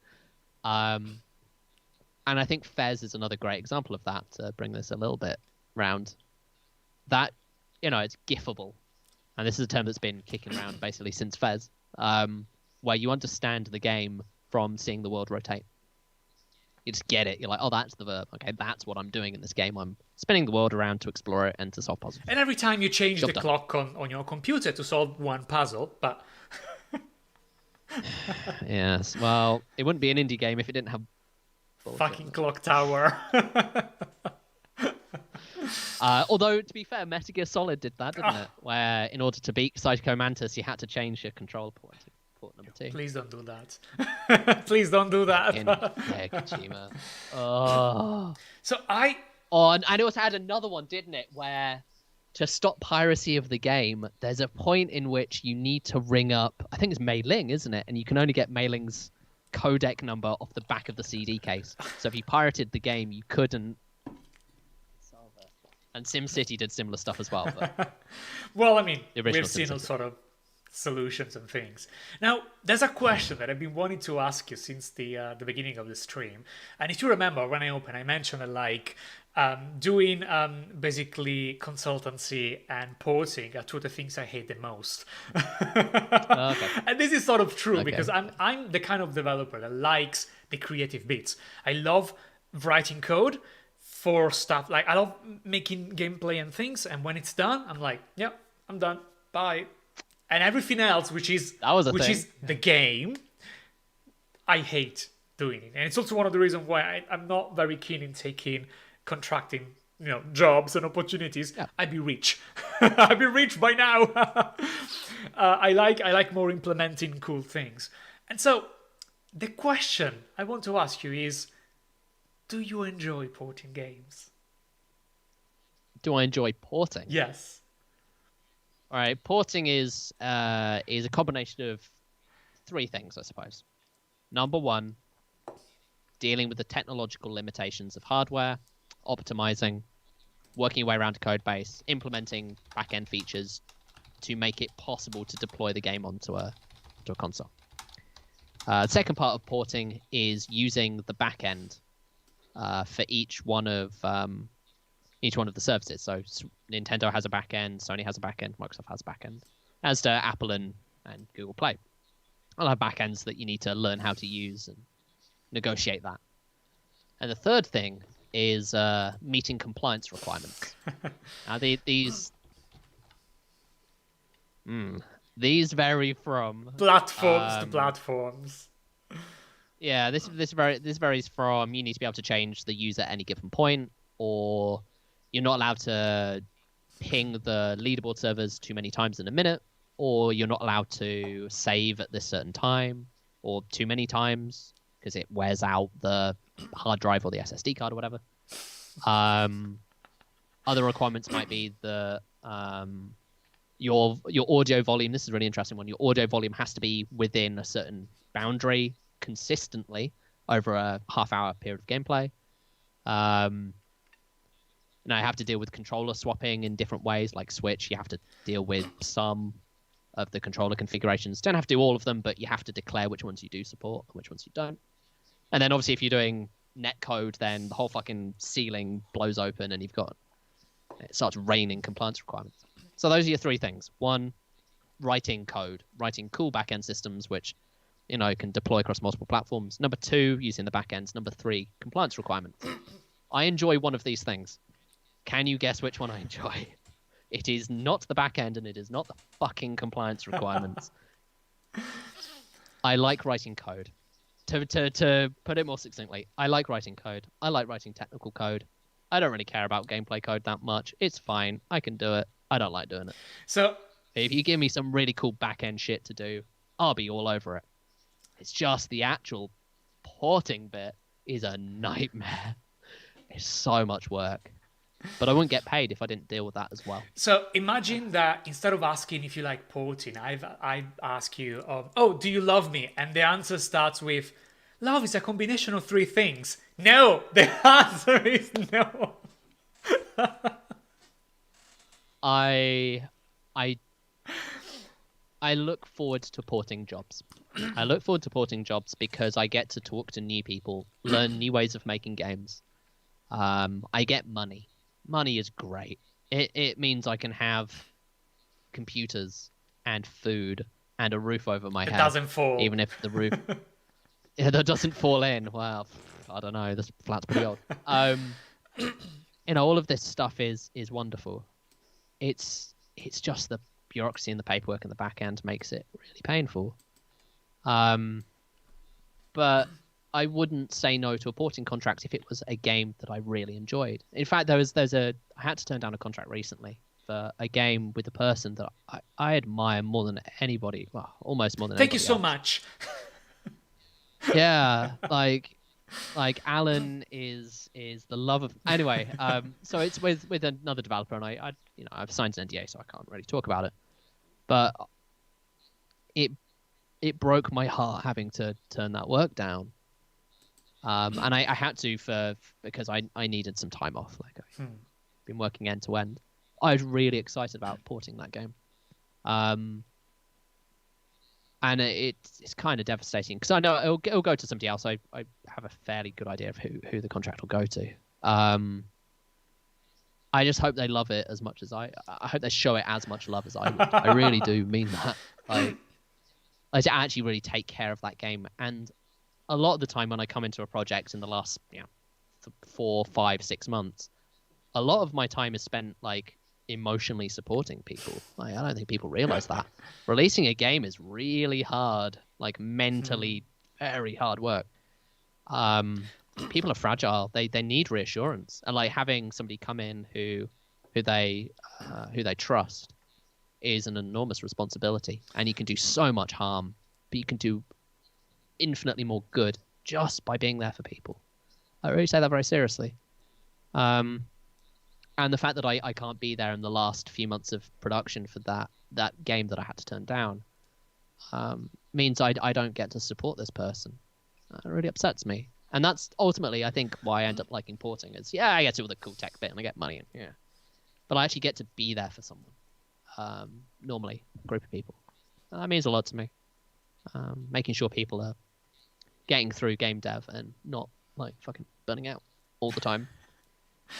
Yeah, making games, it's quite exhausting. And I had my bad experience. I had a game on PS4 and PS Vita, and the development has... I remember you telling me, yes. The development has been an absolute nightmare for many reasons. Many reasons, some of which were due to my own inexperience and the fact that I'm a terrible producer, or at least I was at the time.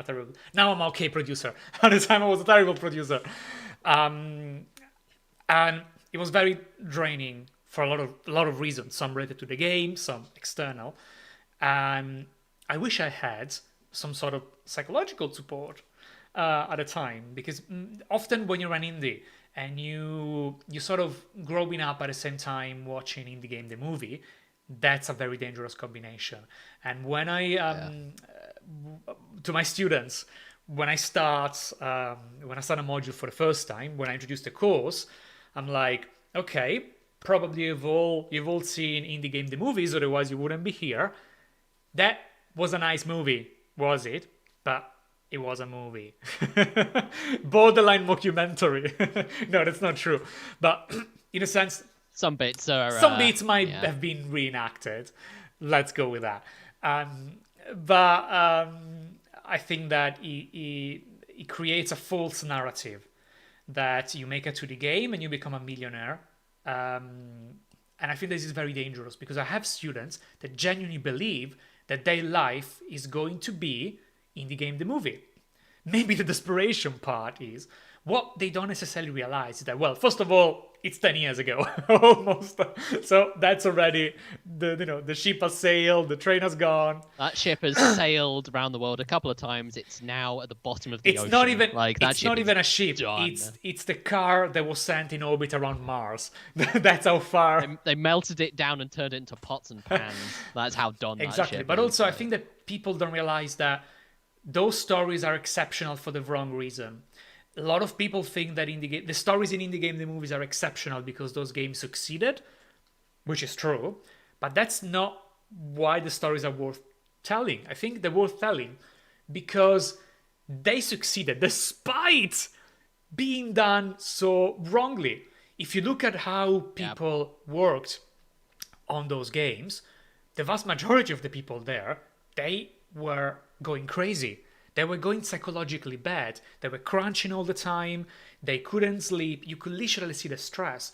And the fact that they survived despite making a game in those conditions is what makes the stories worth telling. It's a warning tale. It's not an inspirational one, at least for me. Yeah, I had a similar experience making the changes to Hyperlight Drifter, right? I didn't make Hyperlight Drifter. I would never claim that. But the change that I made to Hyperlight Drifter over a period of a month, like, I developed a serious drinking problem. Like, it got really bad. Really, really bad. And it took me a while to get over it. And that was a month, right? That was a month of work. And I did, the last week or two, I was doing, like, over 100 hours a week. It was stupid work. and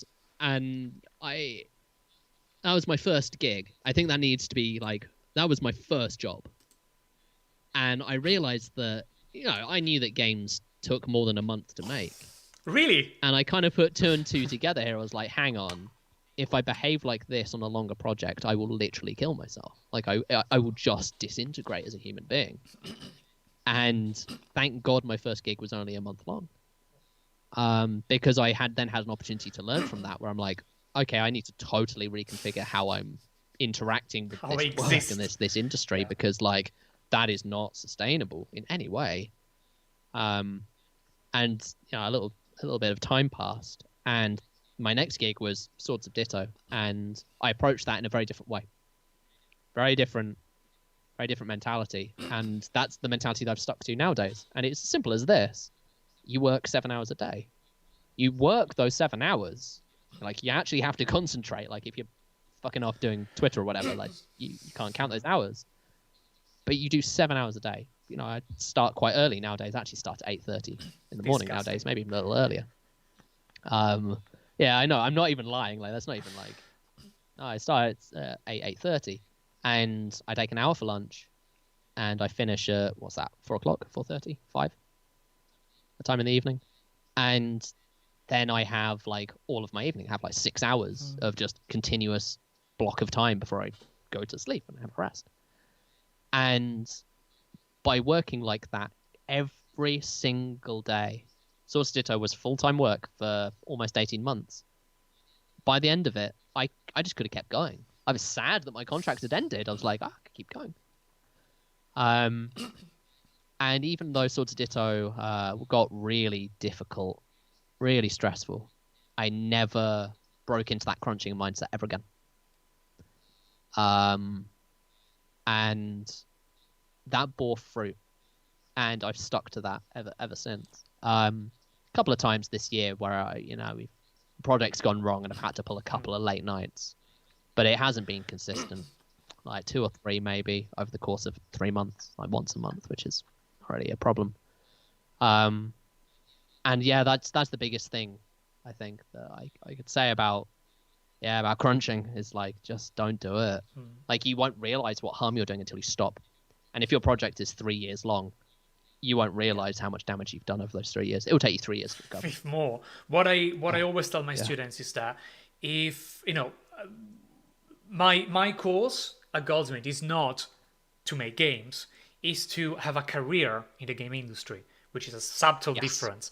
And if you make a game, but you kill yourself, or you ended up being psychologically scarred by this, even if the game is amazing, then you failed. But your career is gone. You failed at making this a sustainable career, because it's not sustainable if you die making the game, or if you end up in a situation like I've been, where I was like, I'm not making a game ever again because this has been too stressful. And we have a message from Grace Hopper saying, I'm hiring Juju as my therapist now. Maybe that's a side career, it could. Yeah, maybe when the game dev stuff dries up or I get bored of it, go into counseling for game developers. Genuinely, I think they need it. I think game developers, most of the professional ones, need a shoulder to cry on, air quotes. I know that's not what therapy is, but as a lecturer, I get so many students wanting to talk to me about mental health and stress, And some That can be hard. it can be very hard because I'm not necessarily trained to handle their stress and their, which doesn't mean, if you're students watching, feel free to talk to me. I'm not saying don't talk to me. I'm just saying that sometimes it's a lot because you have 100 students and sometimes taking all of their problems with you, it's hard and you need a special training not to do that, not to survive. My mum and my sister, well, my mum was a primary school teacher. I think my sister still is a The primary worst, school teacher. the worst. It's worse than porting. Yeah. The children are the nice bit. The parents are the problem. And whatever problem a kid has, my mum did very well at not taking those problems home with her. But problems with the parents, she could never get over. That's very interesting. And I think it's those kind of unbreakable walls that represent such a strain on someone who's trying to care in a position of pastoral care, right? Not necessarily even like actual caregiver in a strict sense, but in pastoral care, those giving a fuck. Just caring about your students is like it's hard. It's hard to care about people. It's draining. But you have to do it, otherwise you just do a bad job, right? I find that a lot. Like caring about people is hard, especially when you shouldn't try to fix them, right? Like you can't fix people. But when you're working with people who are clearly like really struggling, finding the best way to help them is, that could be hard. And I've worked with a few destructive people. We all have. Not too many. Yeah, we all have. I've been one. Definitely. Yeah, but you find a way, right? You always find, you know this better than I do, Alan. Like you find a way to help these people along and get to what the target that they've set for themselves, right? Try to get there. Yeah. So we also have a message from Yellow Afterlife saying indie game, the movie is really survivorship bias, and many people crash heads on due to false expectation. Yes, you can find on the channel one of the keynotes talks I gave to the Global Game Jam last year. So this year actually, but the last one. I was giving one of the opening speeches there. And I mentioned that one of the thing you have to do to sort of survive game development is having realistic expectations, because if you don't, you will compare yourself to other people, and these will totally destroy you. And it's something that I'm saying, but it's something that I'm really bad at myself. We're all bad, right? It's always easier to give advice to other people. How do you scope your life? How do you scope your games? How do you scope your career? Yeah. Exactly. It's always very stressful. It's always hard to learn how to do that, especially when I work with shaders. I'm a shader master. That's a thing. And seeing people making amazing stuff online, sometimes it's very hard because it's like, oh, my stuff is not as good. We all have it. Oh, you have that problem. Yeah. Guess what? Yeah. Maybe a tiny bit. Yeah. It's interesting. I kind of come at it from a very different direction. I don't think, there are a lot of people watching who know me on a relatively personal basis. When people make stuff that's cleverer than me, I have this intense, like, pang of jealousy, right? Like, oh, it's not that clever. Oh, they don't know what they're fucking doing. And then I look at it, I'm like, oh, no, that's actually really fucking clever. Oh, shit. And I think that like one of the biggest compliments you can give to someone is you give me imposter syndrome. Right, yeah. And I try really hard to deal with that in a healthy way, and I'm not good. I'm not good at that. I want to be better, but I'm trying. And I think actually being part of the GameMaker community is healthy in this regard, because ever since I was a little baby, a little babbin, tiny little Juju, 13, 14 years old, and I started using GameMaker, there are always people smarter than me. And I was always someone to look up to who had mastered this part of the engine that I hadn't even considered. And some people doing some really cool stuff, like, just Gear God. I don't know if anybody remembers that from back in the day. And there's always someone smarter. This is why I say I'm not like an amazing programmer. I'm just not.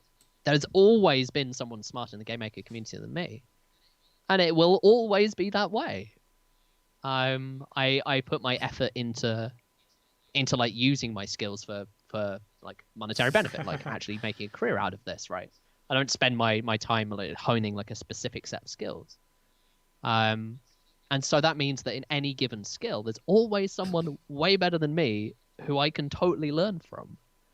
And that's, whilst I still have this intense pang of jealousy, like sometimes I'm just like, close the fucking Discord. I can't cope with this. Like I see this fucking library everywhere. And it takes me about a week, and then I get over it. And then I come back and I learn from it. And it reminds me every time that even if I'm giving cool interviews with people like Alan, like it, I will never be the best. You will never be as good as me, unfortunately. No. No, you know what? At Shaders, actually, after this call, I'm going to ask you some questions about Shaders. Hope you're ready for that. Please do. Yeah. And the answer would be like, I have no idea about Shaders. I'm a liar. Barometric, never met him. Oh God, even worse. I can tell you already. No, don't ask. Yeah, and it's dealing with that feeling. It's not even imposter syndrome, right? It's something even deeper. It's I don't know what it is. Something I think I've always had as a kid. It's just looking at other people and just thinking, why can't I be that good? It's not even like I don't deserve to be that good. It's why am I not there yet? But don't you think that maybe it's that voice that makes you push yourself to do better things and learn more? Yeah. Because like I have the exact same, and I know that a lot of people that are struggling with understanding their own self-worth, sometimes they're really good because they keep working on that, and it feels like satisfied. If you're satiated with what you are and what you know and what you do, you just never improve. You just don't practice and do stuff. The amount of coding I've been done to get stuff done is like 15 hours a day of coding for years and years and years, basically. And that's what makes you better. If you just think that I'm good enough and you don't keep working on something, you never get better. Yeah. And there are a couple of messages from Grace I think are really nice. Grace Hopper, she says, how to scope your life is unironically a good question to ask yourself. Actually, yes. I think that could be a very good, like, where do you see yourself in 5 years? How to scope your life. But she also mentioned, God, Juju, imagine how all of the scrubs around you feel with regards to your comments on, wanting, not feeling sometimes enough or knowing enough. Well, the thing is, there's always someone who knows more than you. There's always someone that is doing better than you on a field. There's always someone that has more success than you in something specific. And if you when you have imposter syndrome, try to see it the other way around. If you're in a situation where you're the best person and nobody around you is better than you, probably you should change the people you're around, because it means that the space for growth is very limited if you're the best person. You're a cult leader if you're the best person. I would, as much as I dream of being the best person in everything, I feel that in a situation in which I have nothing to learn from anyone would be depriving me of the joy of learning and discussing with other people. Yeah. And it's a situation in which you want to, it's a limit. It's a mathematical limit you want to tend to, but it's not a situation where you actually want to be. Because if you're there, you need to change the people you're around, because you stop learning, you peaked, and it's not something that it's actually pleasant to have. So that's how I sort of try to mitigate imposter syndrome. If you have it, maybe it's good, because it means you have a lot of people you can learn from. So a healthy dose, maybe it's good. The thing I'd say about, how do people who are not at my level yet, because obviously, like, I'm still good at what I do. I mean, if you want to put me on a pedestal, if you want to put people like me on a pedestal, then we invite you to stand with us. Like, so why you can push them. To push them. Like, why does the pedestal only have to be big enough for 1, 2, 3 people? Like, the pedestal can be as large as an entire society if we wanted it to be. We could have everybody standing shoulder to shoulder on this. And I think we should. And that's why I'd spend all of my time doing open source libraries. Like, this stuff is there for you to learn from if you want to, or you can use it to create something that I could never create. I'm not a particularly creative person. So use my stuff to make a game that totally eclipses me. I mean, when people think of Hyperlight Drifter, do they think of Juju Adams or do they think of Alex Preston?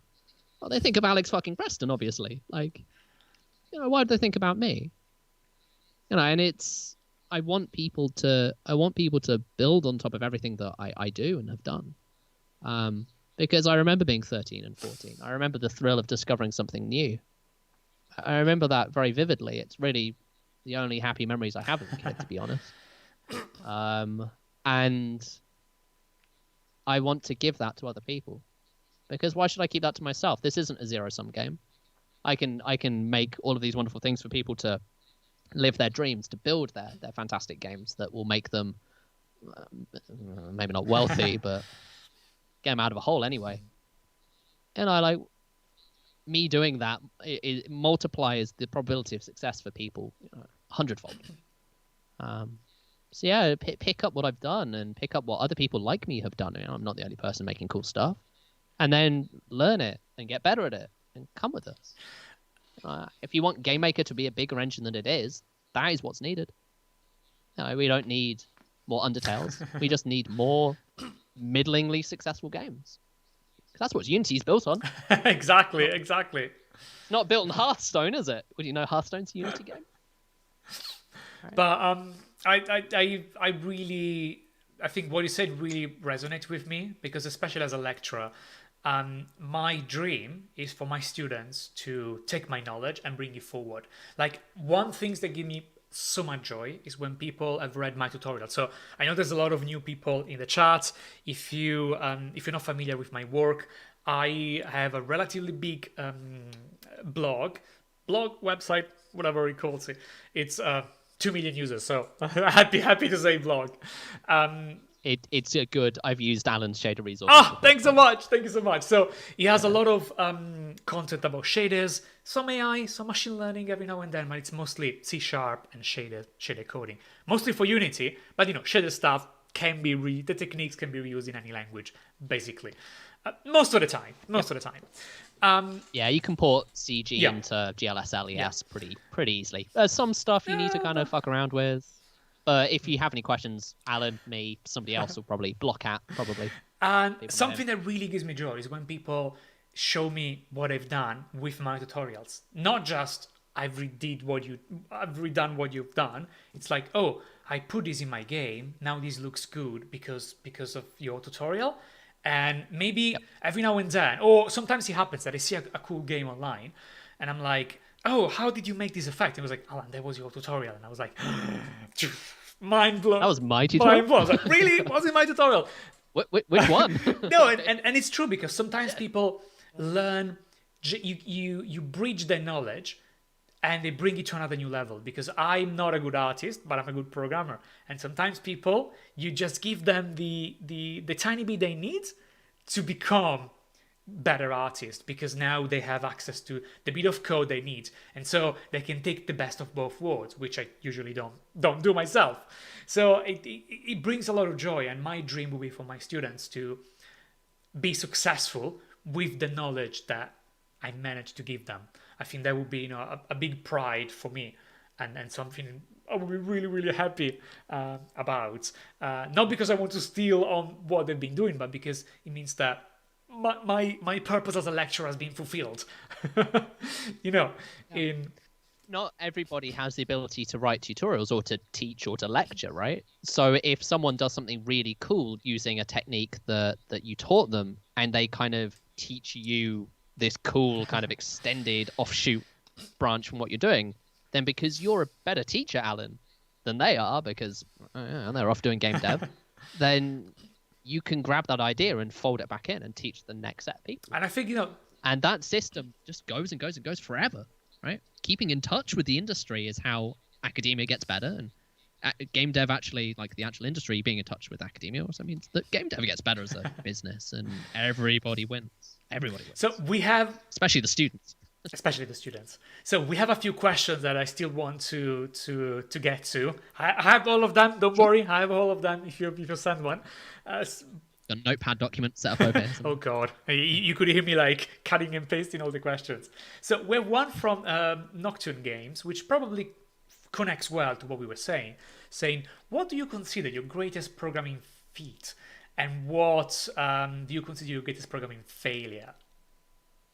Oh, my biggest programming failure. Oh, that's really easy. The save system in Swords of Ditto. That just fell over so quickly. Done. A question answered. Done. That was bad. That was bad. My greatest programming feat. I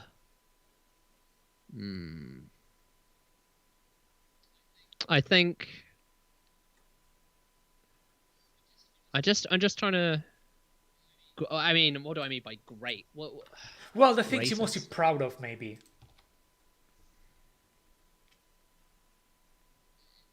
Did Nocturne Games say programming feat or game programming feat? Because they're different programming. Ah, shit. Okay, I had a really good answer. For oh well, you can answer both.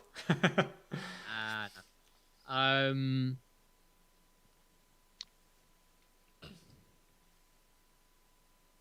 I think the thing that I'm proudest of, I think, is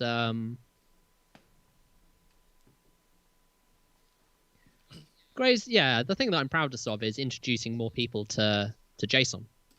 I know that's a lot of people will be almost expecting that answer, but I think the thing that I'm most proud of is switching people on to how powerful JSON is and how easy it is in GameMaker.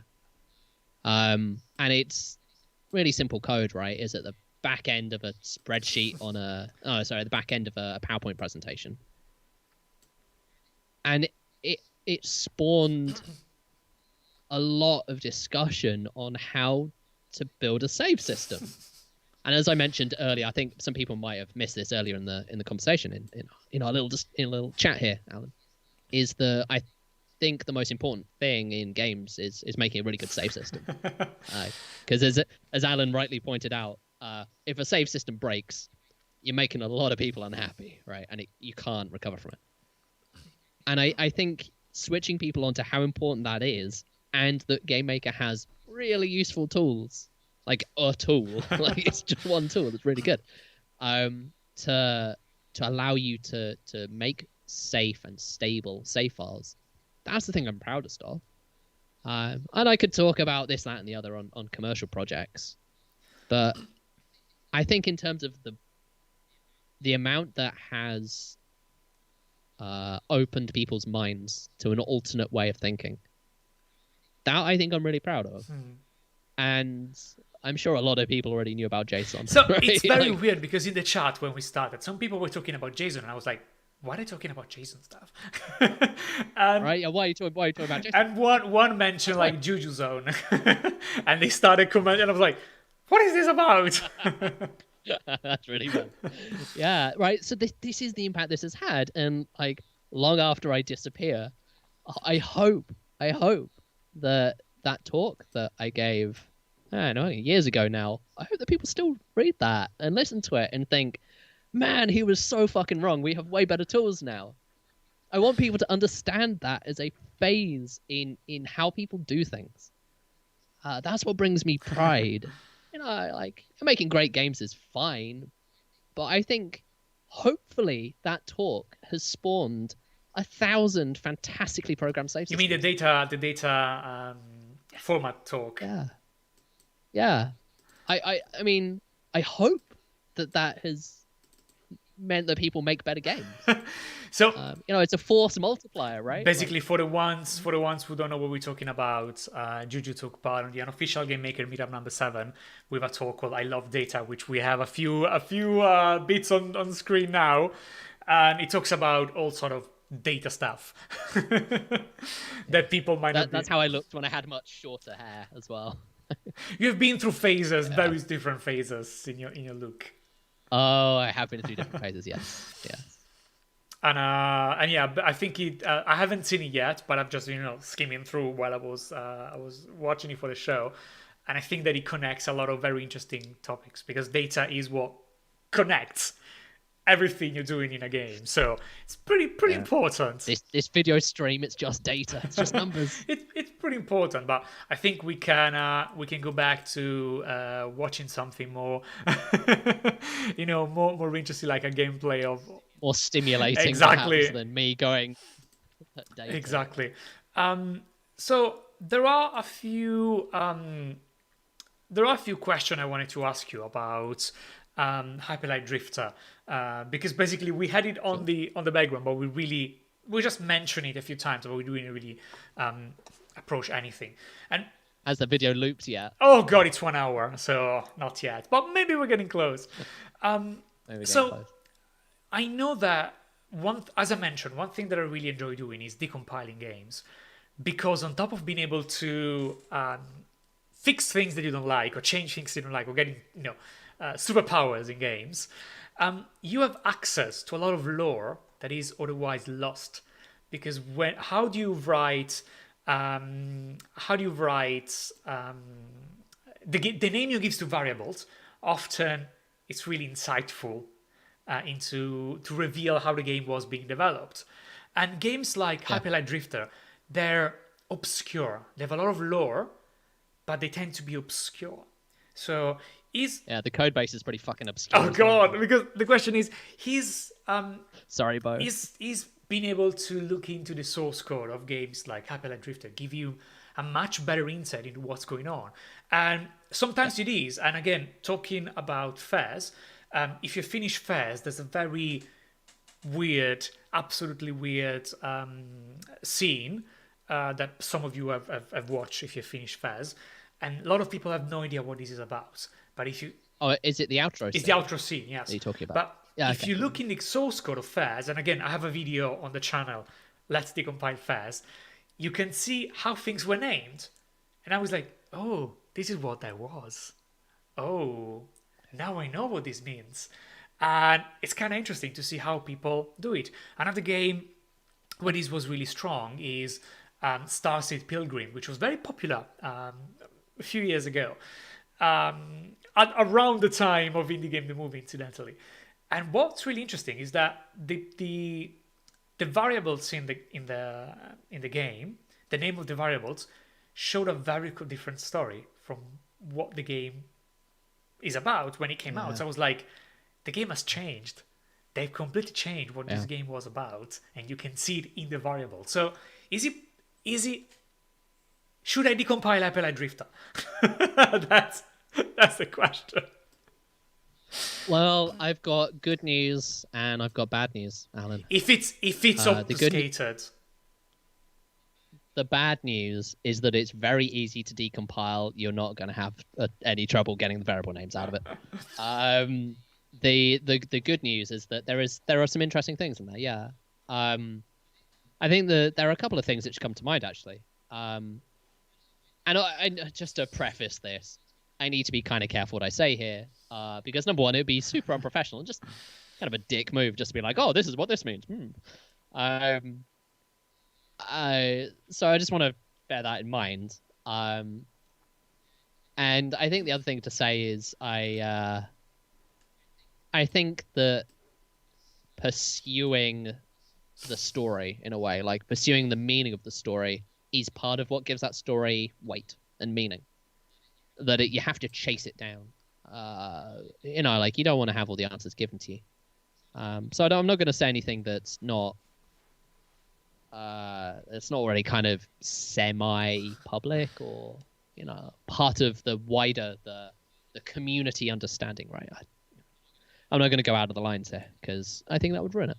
But there are a couple of things in Hyperlight Drift. I've actually got the source code open here on this other screen, over here, and this is public knowledge, so I'm not like ruining anything. But the final boss is called Hal, H-A-L, which you can interpret as a reference to any number of things, a person's name, or the antagonist, I suppose, of 2001: A Space Odyssey was called Hal. For people who don't know, 2001: A Space Odyssey is a movie by Stanley Kubrick, based on a story by... Oh, I can't remember who it's based on now. Bloody hell. What's 2000? Who did 2001? I'm going to have to Google this. Sorry. We're gonna have to do it right. So fill the dead space, Alan. Oh well, we have a message from Ali Jane saying, if Juju ever has a male child that asks for his favorite letter, I hope he responds J, son. Oh, very nice, very nice. And someone said JSON is Juju script object notation. Arthur C. Clarke, obviously. How did I not know that? Yeah, Juju script object notation, was it? Yes, Juju script object notation. Very nice.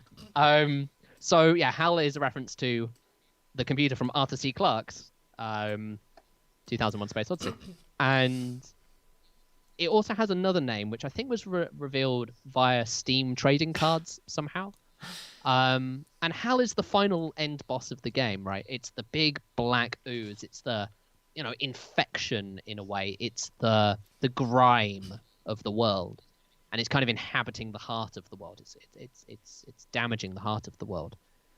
And the other name for HAL is judgment, as in the kind of a biblical sense of judgment, or like a tarot card. The idea this abstract force that you will be judged. And in fact, well, for those who are familiar with Egyptian mythology, you'll be aware that Anubis, after an Egyptian pharaoh or Egyptian man died, would weigh your heart against a feather. And if the heart is heavier than the feather, then you weren't permitted access to the afterlife. I think nobody will go into the afterlife then. That's something that really struck with me. And the idea is that it's quite separate from St. Paul at the pearly gates of heaven in Christianity, at least Roman Catholicism. It's very different to that. It's the idea that when you move into the afterlife, you must have nothing left that you need to do. You must leave with no regrets, and you must leave with no shame or no guilt over things that you've done.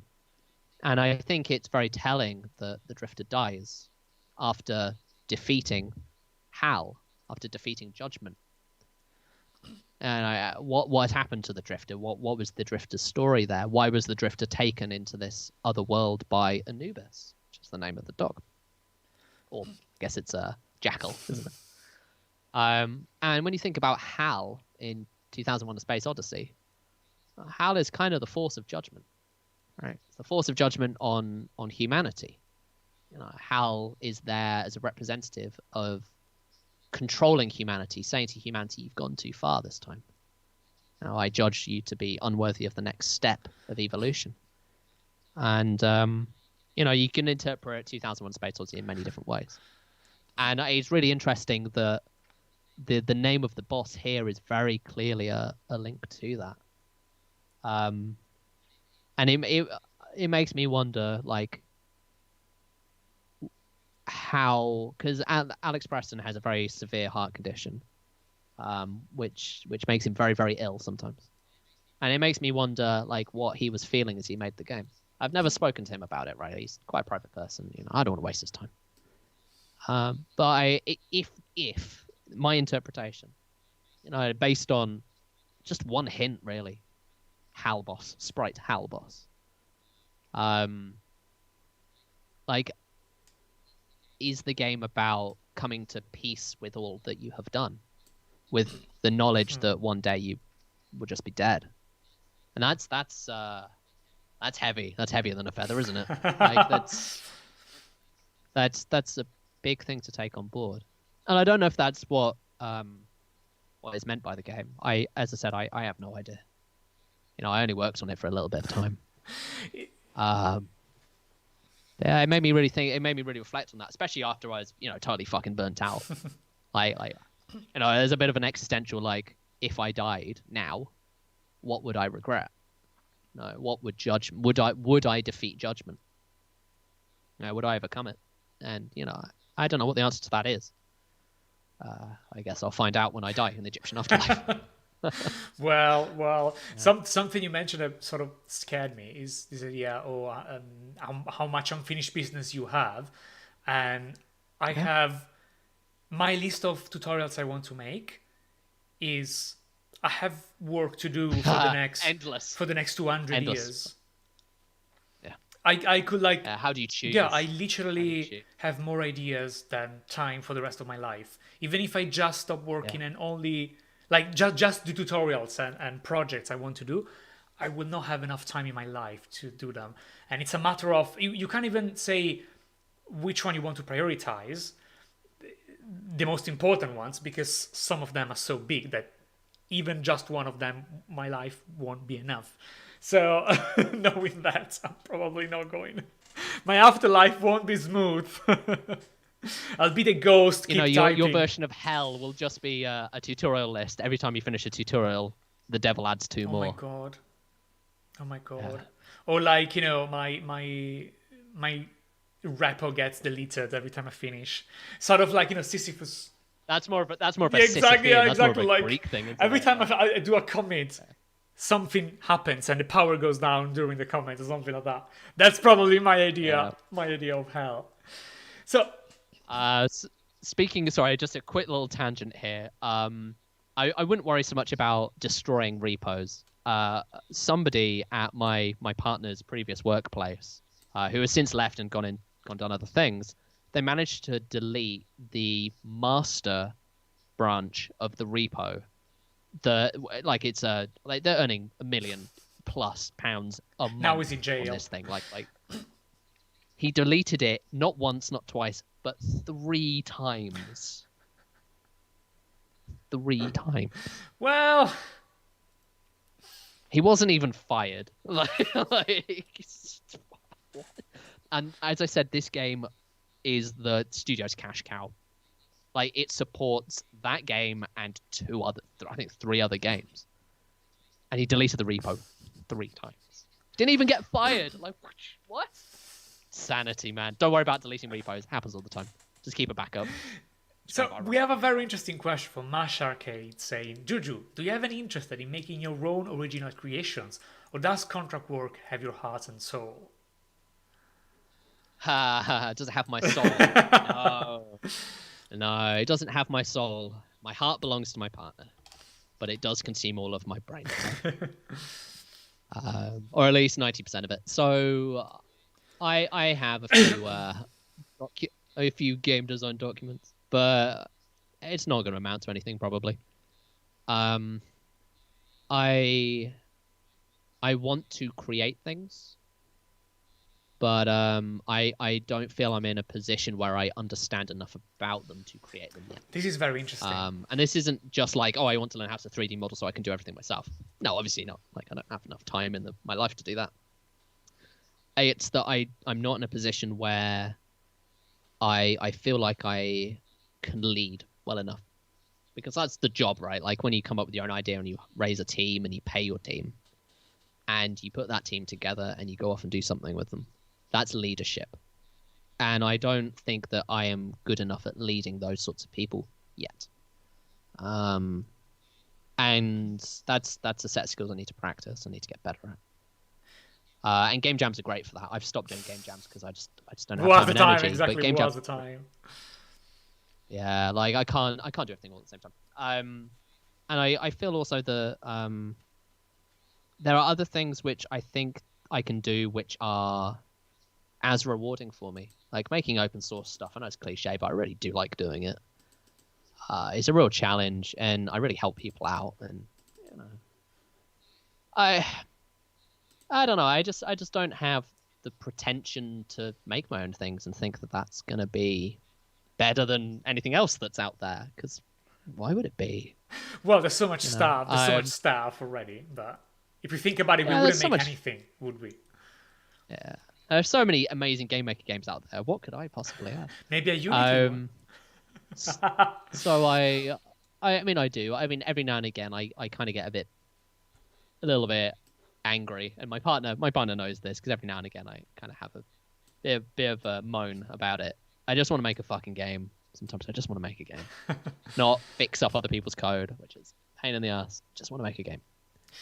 But the other side of it is that as I get more experience and I'm seeing a more variety of contracts, these contracts are now straying away from strict porting jobs to just being, hey, I know my game's a piece of shit.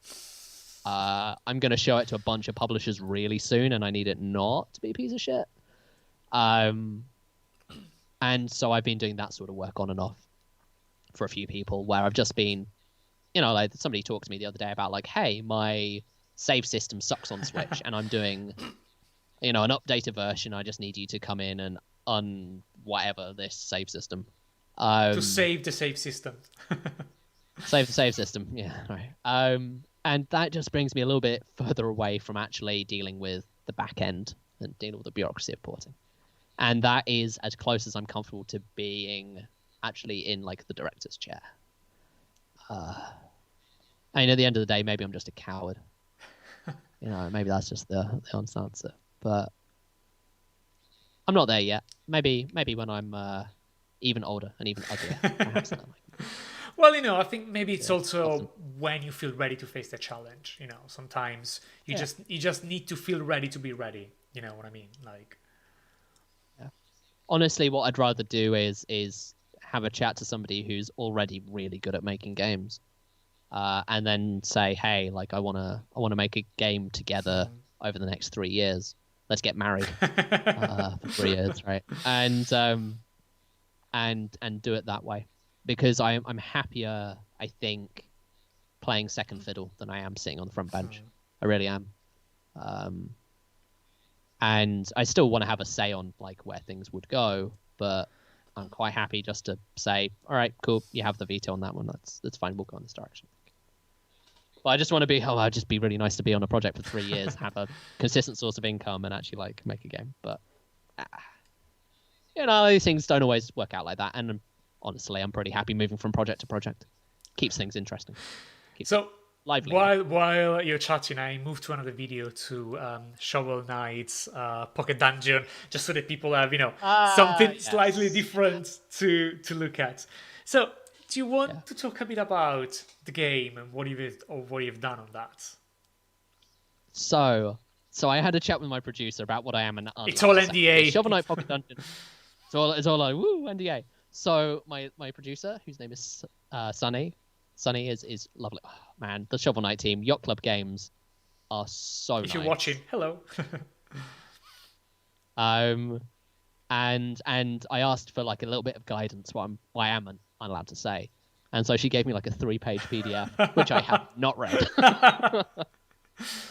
So I'm gonna go on feel for this one. It's a game. So I was. Shovel Knight Pocket Dungeon is a game called Shovel Knight Pocket Dungeon. It involves a dungeon that could be described using the adjective pocket. So it's a puzzle game, and it is within the Shovel Knight franchise. It's going to include loads of characters from Shovel Knight. It's all kind of part of the infrastructure.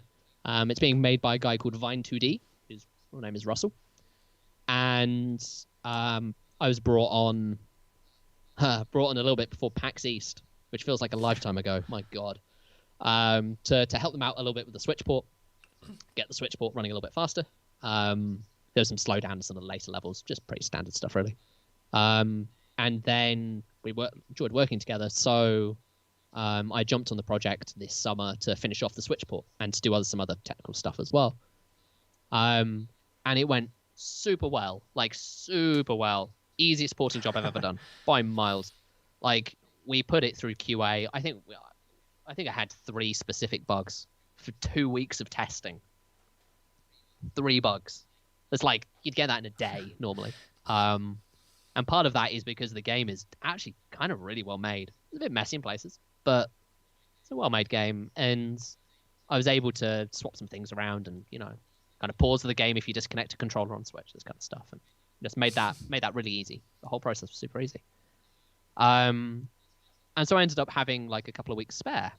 Like we'd some extra couple of weeks in case we hit any really serious problems. And I actually ended up, for the first time in a very long time, actually making the game.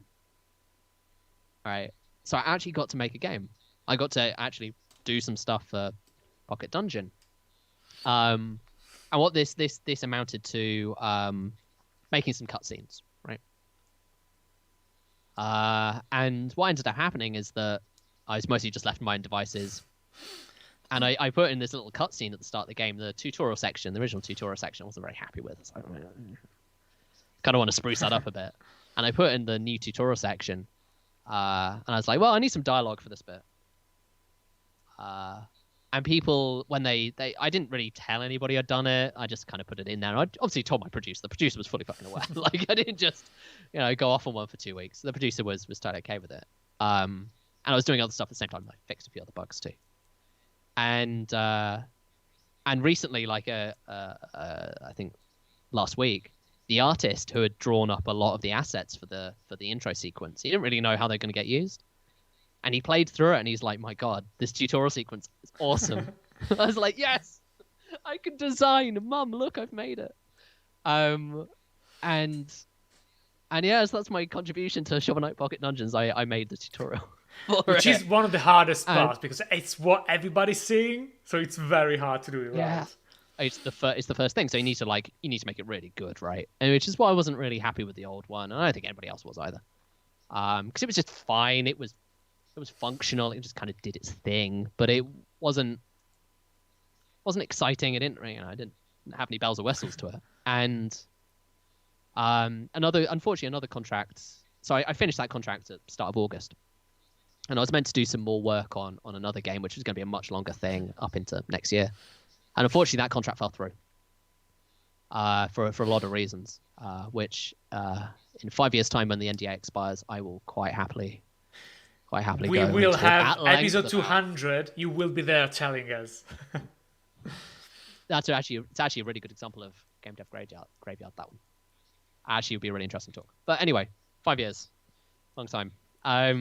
So I kind of turned around and said to Sonny and the rest of the people at Yacht Club Games, I'm like, hey, so I have no work until like forever now. Can I come back? And they were like, yeah, sure. Have you until the end of October? I'm like, yeah, cool. And they came back to me a couple of days later. They're like, actually, could you do until like mid-December? I was like, yes, yeah, I'd love to. And so my involvement in the game is now like kind of it's gone way beyond porting now. Way beyond all the technical stuff. Now I'm actually getting my hands dirty and doing some design work. Really nice. And so whilst every now and again I wish that I could just make a game, now I'm actually getting involved more. Not entirely. Russell is still totally in charge of all the design stuff.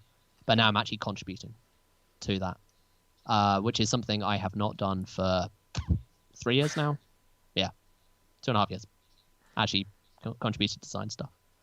So yeah, which is really exciting. So I'm super stoked about Shovel Knight Pocket Dungeon, mostly because what Russell and the rest of the team have laid out is this game that could go in so many different directions, and the game that people have seen at PAX East, that's the start of where Russell and the rest of us are kind of taking the design of the game. It has changed a lot since PAX East, actually. In ways that are all positive. I'm having fun playing the game. And usually when you're playing, people may or may not know this, games kind of suck until the last 10% of development. Very, very likely, right? Yes. Yeah, and in the last 10% development, you find out what the game's about and you lock in, and then you finally figure it out, and then you have to release the thing. And, you pray that you kind of stick the landing. But Yacht Club Games have been really relaxed with this, that we finally found the identity of the game, and they're like, oh yeah, sure, take, you can't have forever, you can't have another year or anything, but yeah, no, you can take as long as you need. We'll release it when it's good, right? And so their the last 10% for us is going to be months of work. It's so good. It's so good knowing that a studio has that sort of privilege, because often. You don't have it. You have a finite amount of money, especially if the budget is fixed, and you have to make the game good and out within the budget. And it's something that usually you don't often have. Yeah, and Yacht Club are very happy. I mean, maybe the game gets done sooner, maybe the game gets done later. Yacht Club Games don't care. They just want it good when it's done. They don't want to put a deadline on the game and force it out when it's not good. We want to put out something that we really believe in. And I think for an IP as recognizable as Shovel Knight, because it has been in every game ever as a featured character. For an IP as important as that, I think being able to take the time to really do a good job is a sign of incredible maturity. I mean, I've seen, everyone's seen companies fuck that up. I mean, even AAA, like big publishers, will just squeeze out a game, right? Oh man, like the recent Tom Clancy game on mobile that Ubisoft pushed outright, which let's just say was not reading the room, to put it politely. Like people screw up IP all the time, but Yacht Club games are determined not to. And man, I have so much time for that in my life. Like, no, I've made time for that. Yeah, really excited about it. And the game, like, I haven't played it, of course, but I've seen videos of the game, just watching one right now.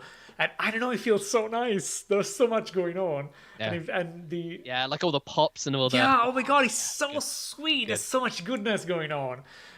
It's very, very responsive. And I love this sort of tiny style. So I'm kind of curious now to play it when eventually it will comes out. And I think that there's this special sort of emotion that you have when you know that someone you know and you respect has worked on a game, and you're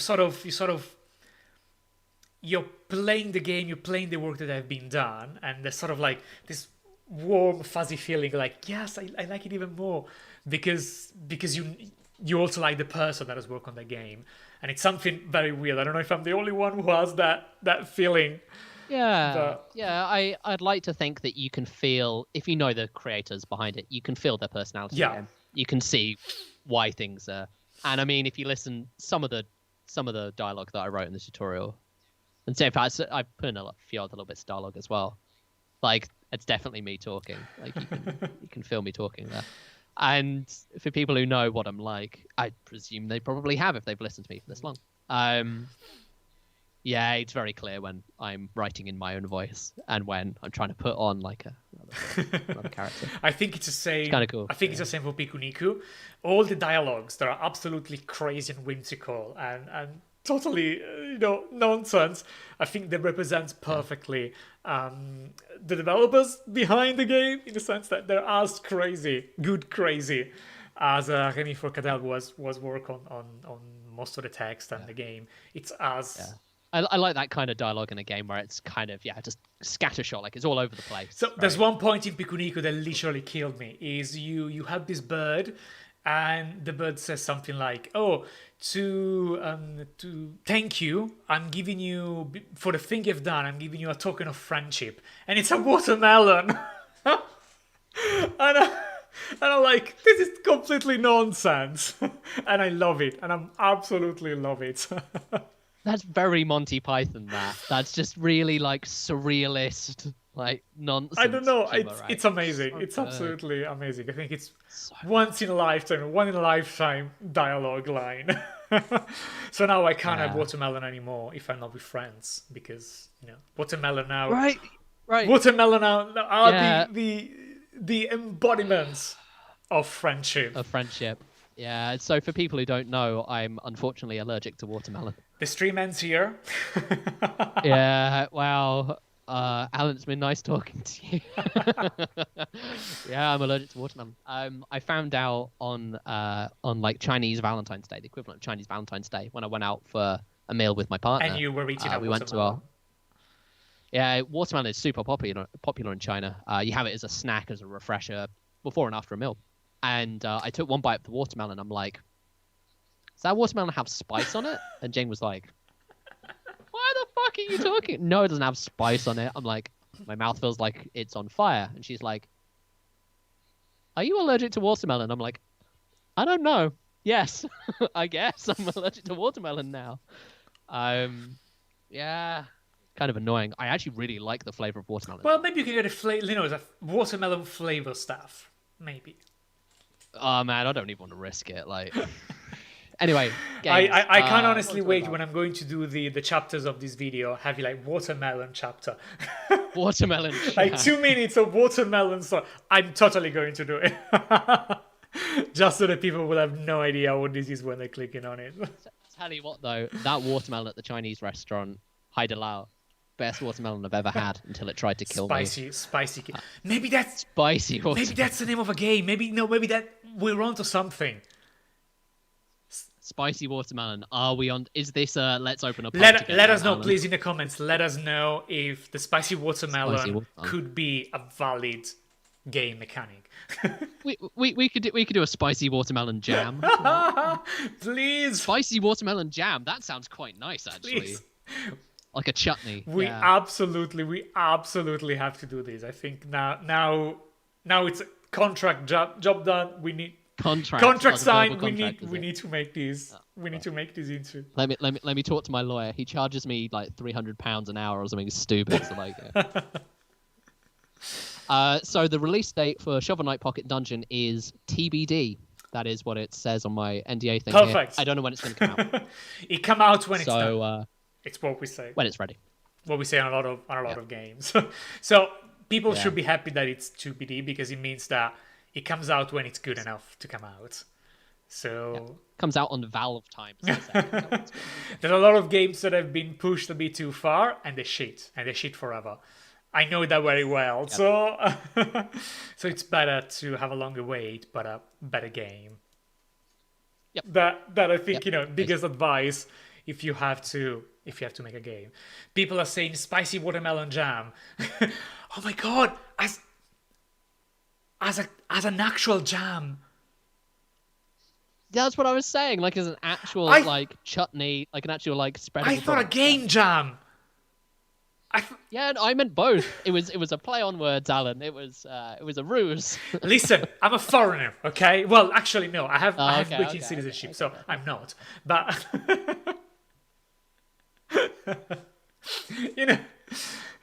played it nicely on me. My understanding of puns, it's not easy. it's not easy. Yeah. My partner struggles with that quite a lot. Often I have to explain, like this is what this means. She's like, "Oh, words can have two meanings." Like, yes, they can. So talk code to me. Don't talk puns to me. I'm not good enough for that. Yeah, it's very hard for people to get a hold on puns, isn't it? Yeah.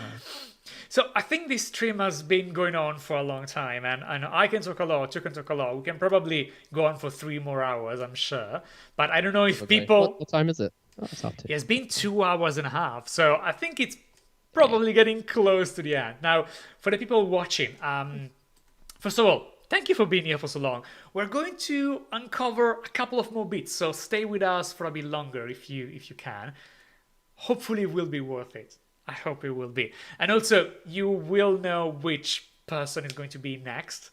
And if this is the first time watching the show, it's big. We're going to talk about something big next week. So stick around a bit longer and hopefully you will find out who that person is. I'm terrible at doing clickbait. So please. You'll never guess what they talk about. You'll never guess. Too hot for YouTube. It's TV stuff. It's the intersection between TV and games. So oh, that actually sounds really cool. Okay, I'm into that. I'm really excited. So hopefully you'll discover something interesting. You will want to stick around for another week. Hopefully. Now, with that being said, if you're not familiar with the show, because it's game dev and I often talk about Unity stuff, there's a question I ask to every guest on the show. And the question is, how many versions of Unity do you have installed on your machine? Alan, I am proud to report that I have precisely 0 versions of Unity installed on all of my development devices. Like Unity, negative. Like, neg.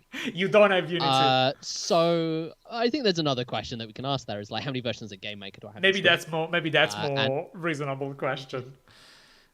More reasonable. So I actually have 3 versions of GameMaker.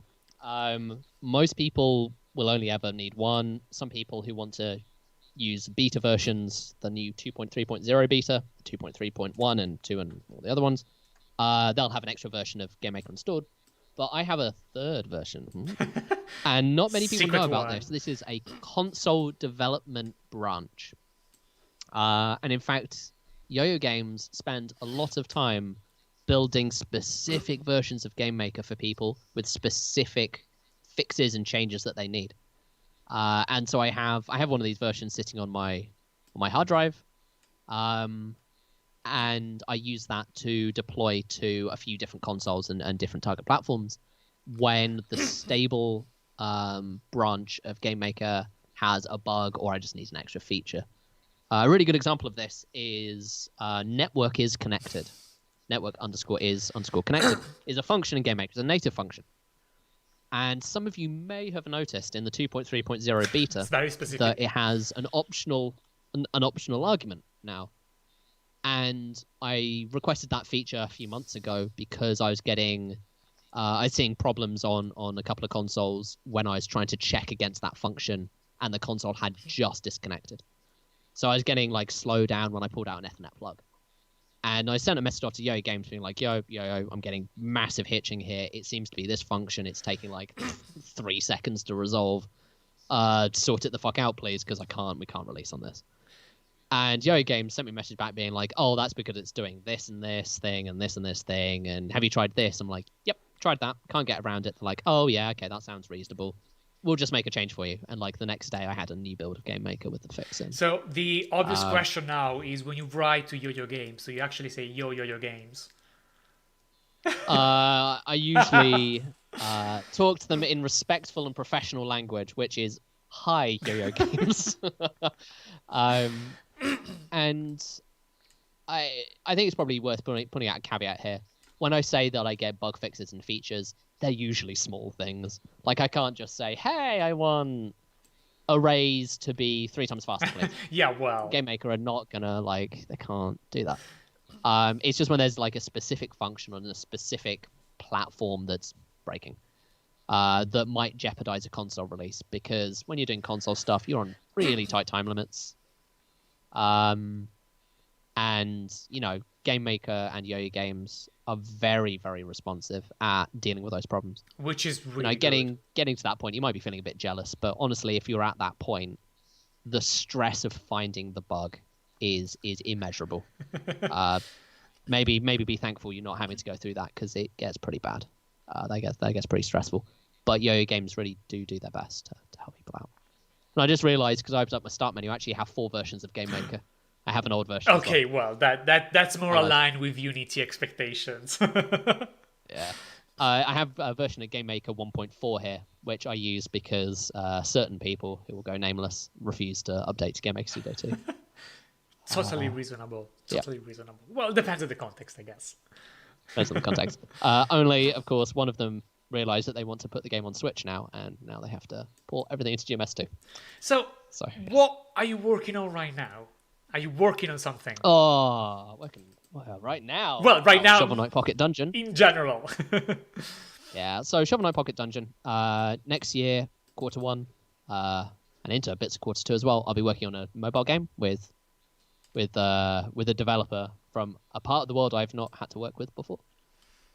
So that'll be interesting, dealing with time zones and dealing with a new set of challenges there. Lots of audio-related stuff, which I'm really excited to get my teeth stuck into. And in between actually earning cash, still doing my open source libraries. I've been doing, some people probably know that I've been doing a lot of open source stuff recently. And I intend to keep doing that for the foreseeable future, at least till the end of the year, if not further. And really trying to build up a library of tools, a toolkit, as it were, to solve common problems. And I really encourage people to get on board with that and get in touch, and to to help me make better things, because it helps everybody. Like, help me to help you, the kind of things. Help me help you. Yeah, it's I really mean it. Like, this is a feedback cycle, right? The more that I put in, the more that everyone else puts in, the better this stuff gets, and the more usable it becomes, and the more reliable it becomes, and everybody wins.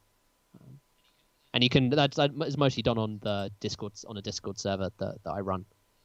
Small little Discord server. It's not a big place by any means. And if you go on my GitHub, there are loads of links to Discord server all over GitHub. Nice. So that's where people can find you. So if people need you, where they can find you if they want to learn more about you? So I think there's about 3 places. Twitter, you can come shout at me on Twitter with the rest of the screaming abyss. You can contact me via email, and my email is contact@jujuadams.com. Very easy. Very easy, yep.